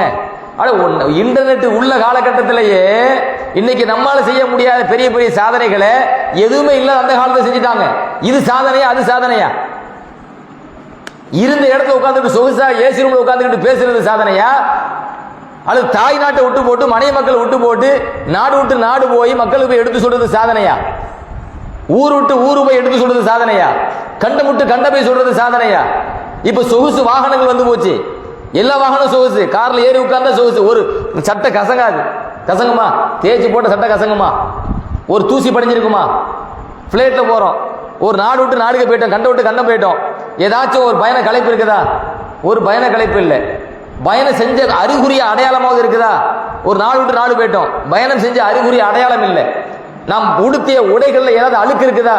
அழுக்கு இல்லை. ஒரு மடிப்பு கசங்கி இருக்குமா? கசங்கி இருக்காது. அப்படியே ஃப்ரெஷ்ஷா போய் ஃப்ரெஷ்ஷா இறங்கிட்டோம். உண்டா இல்லையா? இப்படி நவீன காலத்துல நம்ம வாழ்ந்துட்டு இருக்கிறோமே. நவீன காலத்துல சலாசம் காலகட்டம் ஒட்டக, குதிரை, கழுதை, கோவேரி கழுதை இதானங்க. கடல் வழி பயணம் சொன்னாலும் வெறும் மரக்கட்டை தானங்க. இன்னைக்கு கடல் வழி பயணம் சொன்னாலும் சொகுசு கப்பல் தானே. அந்த கப்பல் உள்ள ஏறி போய் உட்கார்ந்துன்னு சொன்னா கப்பல் உள்ள இருந்த மாதிரி ஃபீலிங்கே வராது. ஏதோ ஒரு பெரிய நகரத்துக்குள்ள இருக்கிற மாதிரி 5 ஸ்டார் ஹோட்டல்ல உட்கார்ந்து இருக்கிற மாதிரி ஒரு சிந்தனை தான் வரும். அந்த அளவுக்கு சொகுசு கப்பல் வந்துருச்சு இன்னைக்கு. இந்த காலத்துல உட்கார்ந்துட்டு சொகுசா உட்கார்ந்து பேசுறது எங்க? பழைய 1000 ஆண்டுகளுக்கு முன்னால நபிசுல்லாஹ் காலகட்டத்தில் சலாசம் பட்ட கஷ்டம் எங்க? சஹாபா பெருமக்கள் பட்ட கஷ்டம் எங்க? தாபியன்கள் தபவு தாபியன்கள் பட்ட கஷ்டம் எங்க? இறைநேச செல்வர்கள் பட்ட கஷ்டங்கள் எங்க? ரெண்டு ஒப்பிட முடியுமா? நம்ம உடுத்திட்டு போன ட்ரெஸ்ஸை அப்படியே அந்த ட்ரெஸ்ஸோட உடுக்க போக முடியாது, அவ்வளவு தூசி படிஞ்சிருக்கும். நம்ம தலை சீவி இருக்கிறோமா, என்ன பூசி சீவி இருக்கிறோமா, இப்ப அந்த தலைமுடி கூட கசங்காம கலையாம அப்படி வீட்டுக்கு போயிடுவோம். 600 கிலோமீட்டர் பயணம் செஞ்சாலும், ஒரு நாடு விட்டு நாடு கடந்து பயணம் செஞ்சாலும் நம்ம தலையில எண்ணெய் தேய்ச்சி தலை வாரி இருப்போமா இல்லையா? தலைமுடி கூட கலையாம போய் சேர்ந்துருவோம். அன்றைய காலத்தில் அப்படி முடியுமா? தலைவிரி கோலமாயிருவாங்க. ஒரு பயணம், சின்ன பயணத்துக்கு கூட தலைவிரி கோலமாயிருவாங்க. அப்படிப்பட்ட அந்த காலகட்டத்தில் சஹாபா பெருமக்கள், தாபியன்கள், இறைநேச செல்வர்கள் பல பகுதிக்கு போயிருக்காங்க. எவ்வளவு கஷ்டப்பட்டு இருப்பாங்க. அப்படி கஷ்டப்பட்டு லட்சக்கணக்கான மக்கள்கிட்ட போய் இஸ்லாத்தை கொண்டு போய் சேர்த்து அந்த மக்களை இஸ்லாத்தை புரிதலை உண்டாக்கி அவர்களை முஸ்லீம் ஆக்கி இருக்காங்களே. அதுவும் சும்மா ஏசுன்னு உட்கார்ந்துக்கிட்டு பேசிக்கிட்டு அது நெட்ல பதிவு போடுறது ஒண்ணா? அப்படி பதிவு போட்டு எத்தனை பேர் இஸ்லாத்துக்கு வந்துட்டாங்க சொல்லுங்க? நம்ம அப்படி பதிவு போட்டு எத்தனை பேர் இஸ்லாத்துக்கு வந்துட்டாங்க சொல்லுங்க? அப்ப இறைநேச செல்வர்களுடைய தியாகத்தை இது கொச்சப்படுத்துறதா இல்லையா? இறைநேச செல்வர்களுடைய தியாகத்தை இது முற்றிலும் கொச்சப்படுத்துவது என்பதை நீங்க தெளிவாக புரிந்துக்கணும். அதுக்காண்டி சொல்ல வரேன். அதே போல ஒரு மட்டமான ஒரு சிந்தனையை பாருங்களேன். இப்ப நாகூர்ல ஷாஹுல் ஹமீது நாயகம் ரலியல்லாஹு அன்ஹு அவங்க இருக்கிறாங்க. இது தமிழ்நாட்டில், இலங்கையில், கேரளாவில் பல்வேறு பகுதிகளில் சின்ன சின்ன குக்கிராமங்கள் உட்பட இன்னைக்கும் கூட இலங்கையில் ஷாஹுல் ஹமீது நாயகம் நாகூர் ரலியல்லாஹு அன்ஹு அவங்க அங்கே இலங்கைக்கு போய் ஒரு இடத்துல தியானம் செஞ்ச இடம் இன்னைக்கும் அது பாதுகாக்கப்பட்டிருக்கு. இலங்கைக்கு போனால் நம்ம பார்க்கலாம். அவங்க தியானம் செஞ்ச இடத்த சொல்கிறேன். எத்தனை நாடுகளுக்கு கடந்து கஷ்டப்பட்டு போயிருக்கிறாங்க. கேரளா, தமிழ்நாடு, இது பல பகுதிகளுக்கு போய் இஸ்லாத்தை பற்றி எடுத்து சொல்லிய அந்த இறைநேச செல்வரை எப்படி விமர்சனம் செய்கிறாங்க அப்படின்னு சொன்னால், அதாவது வரலாற்றை பார்த்தால் நாம் மகான் என்று கூறுபவர்கள் அனைவர்களும் விமர்சனம். வரலாற்றை பார்த்தால் நாம் மகான் என்று கூறும் அனைவரும் ஃப்ராடுகளாகவும் பித்தலாட்டக்காரர்களாகவும் இருந்திருக்கிறார்கள். உதாரணமாக ஷாஹுல் ஹமீது பாதுஷா. இது எவ்வளவு கடினமான வார்த்தை. இப்படி சொல்றான் பத்தி, இப்படி சொன்னவன் பத்தி, இப்படி சொன்னான்ல, அவனை இப்ப இழிநிலை என்ன தெரியுமா? அந்த சமூகத்தாலேயே இன்னைக்கு அசிங்கம் பிடிச்சவனு விரட்டிக்கப்பட்டிருக்கிறான். அசிங்க முடியும் அல்ல ஆக்கிட்டான். நான் அதான் சொல்றேன், மன் ஆதாளி வலியன் ஃபகத் ஆதத்துஹு பில் ஹர்பு. இறைநேச செல்வர்களை நீங்கள் பகைத்து கொண்டால், அவர்களிடத்தில் விரோத போக்கோடு நடந்து கொண்டால் இறைவன் யுத்தத்தில் இறங்குகின்றான். இன்னைக்கு சமூகத்தில் பெரிய அண்ணன் அண்ணன் அண்ணு சொல்லிட்டு தெரிஞ்சாங்க. அண்ணன் பேசினாலே கோவப்படுவாங்க தம்பிமார்கள். இன்னைக்கு அந்த தம்பிமார்களே அவங்களை பத்தி பேசுற வார்த்தைகள் இருக்கு பாருங்க, நம்ம காது கொடுத்து கேட்க முடியாது. அவ்வளவு அசிங்கமான வார்த்தைகள். கண் கூட பாக்குறோமா?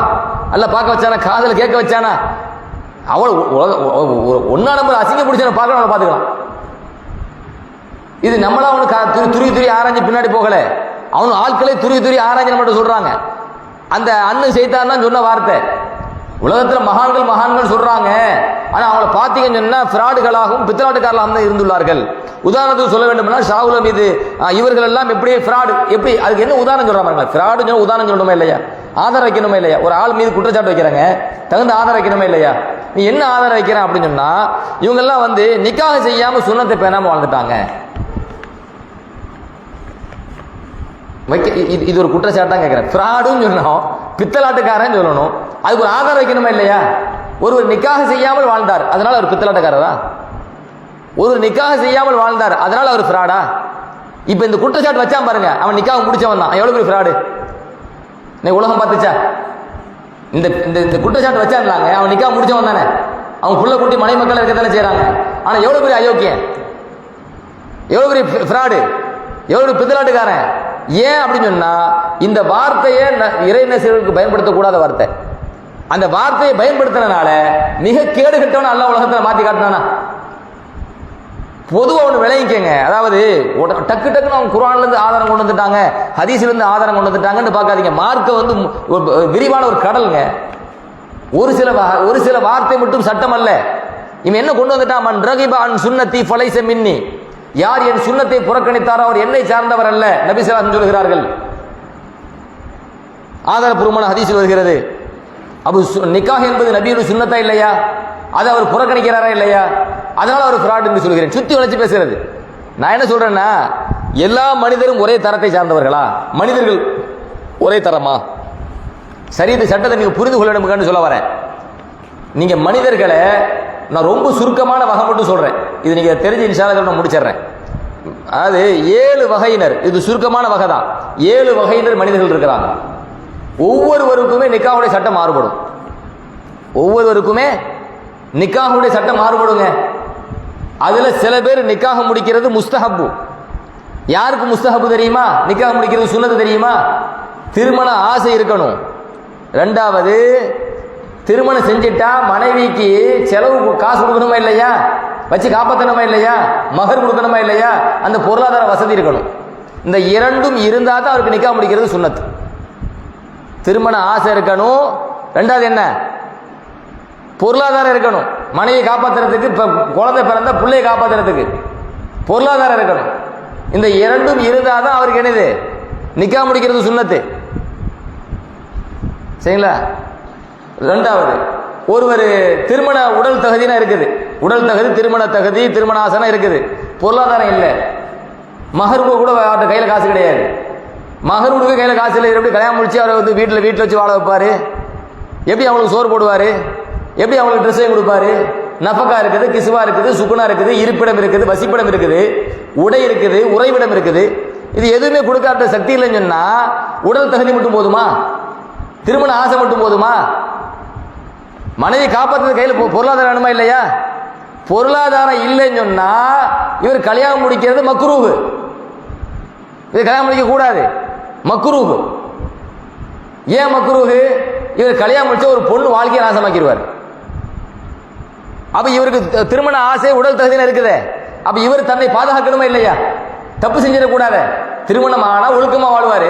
திருமணம் இவரால் செய்ய முடியாது, கையில காசு இல்லை, உடல் தகுதி இருக்குது, ஆசை இருக்குது. இப்ப இவர் என்ன பண்றது?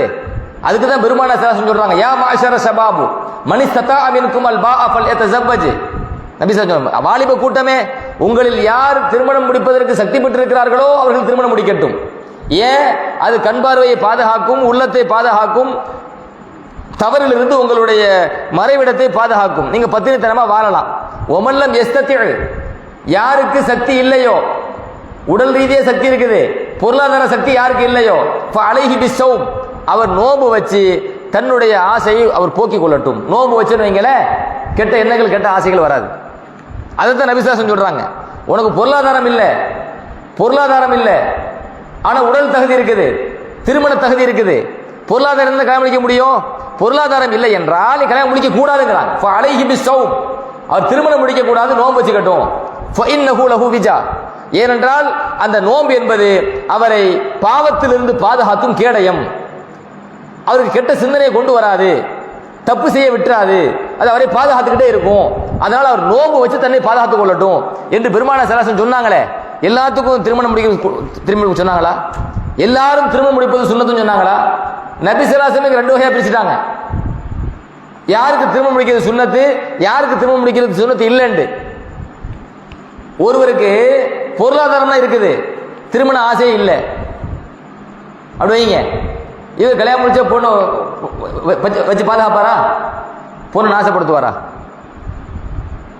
திருமண நாட்டமே இல்லாத ஒரு ஆளை பிடிச்சி நீங்க திருமணம் முடிச்சுதான் ஆகணும், உங்களுக்கு சுன்னத்துன்னு எப்படிங்க சொல்ல முடியும்? அப்படி பிடிச்சி அவர் கல்யாணம் முடிச்சு வச்சேன் அப்படின்னு சொன்னா ஒரு பொண்ணு வாழ்க்கை நாசமா போயிருமே. அப்ப பொருளாதாரம் இருக்குது, ஆனால் திருமண நாட்டமே இல்லை என்று சொன்னால் அப்பொழுதும் அவர் போய் கல்யாணம் முடிக்க கூடாது. அவருக்கு போய் திருமண சுன்னத்து முஸ்தஹப்பு ஃபர்து அப்படி போய் சட்டம் பேசிட்டு இருக்க கூடாது. மனிதனுடைய மாற்றத்தின் அடிப்படையில் மனிதன் எல்லாரும் ஒரே மாதிரி கிடையாது. அஹ்வால் நாசி முக்தலிஃபா, மனிதனுடைய நிலைகள் மாறுபட்டது. அவனவன் நிலைக்கு ஏற்ப இஸ்லாம் நமக்கு சட்டம் சொல்லி தந்திருக்குது. எல்லாத்துக்கும் ஒரே சட்டம் கிடையாது. திருமண சட்டம் என்று எடுத்துக்கொண்டால் அப்ப ஒரு சில இறைநேச செல்வர்கள் திருமணம் முடிக்கலன்னு வச்சுக்குவோம். திருமண நாட்டை இல்லாம வாழ்ந்தவங்க போய் நீ திருமணம் முடி எப்படிங்க சொல்ல முடியும்? ஒருவருக்கு திருமண நாட்டமே இல்லை, அவரை பிடிச்சி நீ திருமணம் முடி எப்படி சொல்ல முடியும் கேட்கிறேன். ஒருவருக்கு திருமண நாட்டம் இல்லைங்கிற காரணத்தால் திருமணம் முடிக்காம வாழ்ந்துட்டாருன்னு சொன்னா அவருக்கு வழங்கப்பட்ட சரியத்து சட்டத்தை அவர் ஏற்றுக்கொண்டார், பின்பற்றுகின்றார். ஒருவருக்கு திருமண நாட்டம் இருக்கின்றது, பொருளாதாரம் இருக்கிறது, அவர் கல்யாணம் முடிச்சாருன்னு சொன்னா அவருக்கான சட்டத்தை அவர் பின்பற்றி கொண்டார். இங்க இவரும் குற்றவாளி அல்ல, அவரும் குற்றவாளி அல்ல. இது இப்படி சட்டம் விரிவானதுங்க. நேரம் முடிஞ்சனால சுருக்கமா சொல்லி முடிக்கிறேன். சட்டம் விரிவானது. அதனால ஒரு இறைநேசர் பொதுவான சட்டம் சொல்ற, ஒரு இறைநேசர் திருமணம் முடிக்காம வாழ்ந்துட்டார் அப்படின்னு சொன்னா உடனே அவர் சுன்னத்தை புறக்கணிச்சிட்டான்னு சொன்னா அவன் முட்டாள், ஒன்னா நம்பர் முட்டாள். மண் ரகிபான் சுன்னத்தி ஃபலைஸ மின்னு தூக்கி வந்தான்னு வைங்களேன், அவன் ஒன்னா நம்பர் முட்டாள். மார்க்க சட்டம் தெரியாம உலகிட்டு இருக்கான்னு அர்த்தம். மார்க்க சட்டம் தெரியாம இறைநேசர்களை விமர்சிச்சுட்டு இருக்கான்னு அர்த்தம். அப்ப இப்படி நம்ம நாட்டுக்கு இந்தியாவில் பெருமானார் ஸல்லல்லாஹு அலைஹி வஸல்லம் அவர்களுடைய நசபின் வழியாக, பரம்பரையின் வழியாக, பேர பிள்ளைகளின் வழியாக அல்லாஹ் இஸ்லாத்தை இந்தியாவில் பல பகுதிகளில் அல்லாஹ் பரப்பி இருக்கிறான். அப்படி இந்தியாவிலும் பரவியது தான் இஸ்லாம். இந்த சத்தியத்தை, இந்த யதார்த்தத்தை, இந்த உண்மையான வரலாற்று சம்பவத்தை நம்ம என்றும் மறந்துவிடக் கூடாது என்கிற அடிப்படையிலையும், நமது பிள்ளைகளுக்கு இந்த வரலாற்றை பதிவு செய்து கொண்டே இருக்க வேண்டும் என்கிற அடிப்படையிலையும், இந்த வரலாறு போய் சேரலன்னு சொன்னா இது போன்ற இஸ்லாமிய விரோதிகள், இறைநேசர்களின் விரோதிகள் அவன் கண்ட விளக்கத்தை செஞ்சுட்டு போயிடுவான் சொல்லி நம்ம பிள்ளைகளை வழிகெடுத்து விடுவான். வழிகெடுத்து விடக் கூடாது என்கிற அடிப்படையில் நாம் நம்மளுடைய இஸ்லாமிய வரலாறை, இறைநேச செல்வர்களின் வரலாறை இந்த மக்களுக்கு அடிக்கடி பதிவு செய்து கொண்டே இருக்க வேண்டும். அல்லாஹ் சுப்ஹானஹு வ தஆலா இறைநேச செல்வர்களை மதிக்கின்ற கூட்டத்தில் நம்மை சேர்ப்பானாக, நன்றியுள்ளவர்கள் கூட்டத்தில் அல்லாஹ் நம்மை சேர்ப்பானாக. மாநபி ரசூலுல்லாஹி ஸல்லல்லாஹு அலைஹி வஸல்லம் அவர்கள் இறை நேசர்களை எவ்வாறு மதிக்க வேண்டும் என்று சொன்னார்களோ அத்தகைய நன்மக்கள் கூட்டத்தில் அல்லாஹ் நம்மை சேர்ப்பானாக. பெருமானார் ரசூலுல்லாஹி ஸல்லல்லாஹு அலைஹி வஸல்லம் அவர்களுடைய ஷரியத்தை முழுமையாக பின்பற்றி வாழக்கூடிய நல்ல நசீபை அல்லாஹ் நம் எல்லோருக்கும் வழங்குவானாக. அல்லாஹும் அல்லாஹுடைய தூதரும் எந்தெந்த காரியங்களை விரும்பினார்களோ ஏவினார்களோ அந்த காரியங்களை எடுத்து நடக்கும் நற்பாக்கியத்தையும், அல்லாஹும் அல்லாஹுடைய தூதரும் எந்தெந்த காரியங்களை தடுத்தார்களோ வெறுத்தார்களோ அது போன்ற காரியங்களை விட்டும் விலகி நடக்கும் நற்பாக்கியத்தையும் நம் அனைவருக்கும் தந்து அருள்புரிவானாக. மாநபி ரசூலுல்லாஹி ஸல்லல்லாஹு அலைஹி வஸல்லம் அவர்களை கனவிலும் நினைவிலும் அடிக்கடி காணும் பாக்கியத்தை அல்லாஹ் நம் எல்லோருக்கும் வழங்குவானாக. நாளை மறுமையிலே பெருமானார் ஸல்லல்லாஹு அலைஹி வஸல்லம் அவர்களுடைய மஜ்லிஸிலே நபிக்கு நெருக்கமாக இருக்கும் பாக்கியத்தையும், பெருமானார் ஸல்லல்லாஹு அலைஹி வஸல்லம் அவர்களை அடிக்கடி காணும் பாக்கியத்தையும், அவர்களோடு அடிக்கடி உரையாடும் பாக்கியத்தையும் அல்லாஹ் சுப்ஹானஹு வ தஆலா நம் அனைவருக்கும் தந்து அருள்புரிவானாக. வாய்ப்பளித்தமைக்கு நன்றி கூறி விடைபெறுகிறேன். ஜஸாக்குமுல்லாஹு கைரன் கசீரன் ஃபித்தாரேன். வ ஆகிரு தஅவானா அல்ஹம்துலில்லாஹி ரப்பில் ஆலமீன். அஸ்ஸலாமு அலைக்கும் வரஹ்மத்துல்லாஹி வபரகாத்துஹு.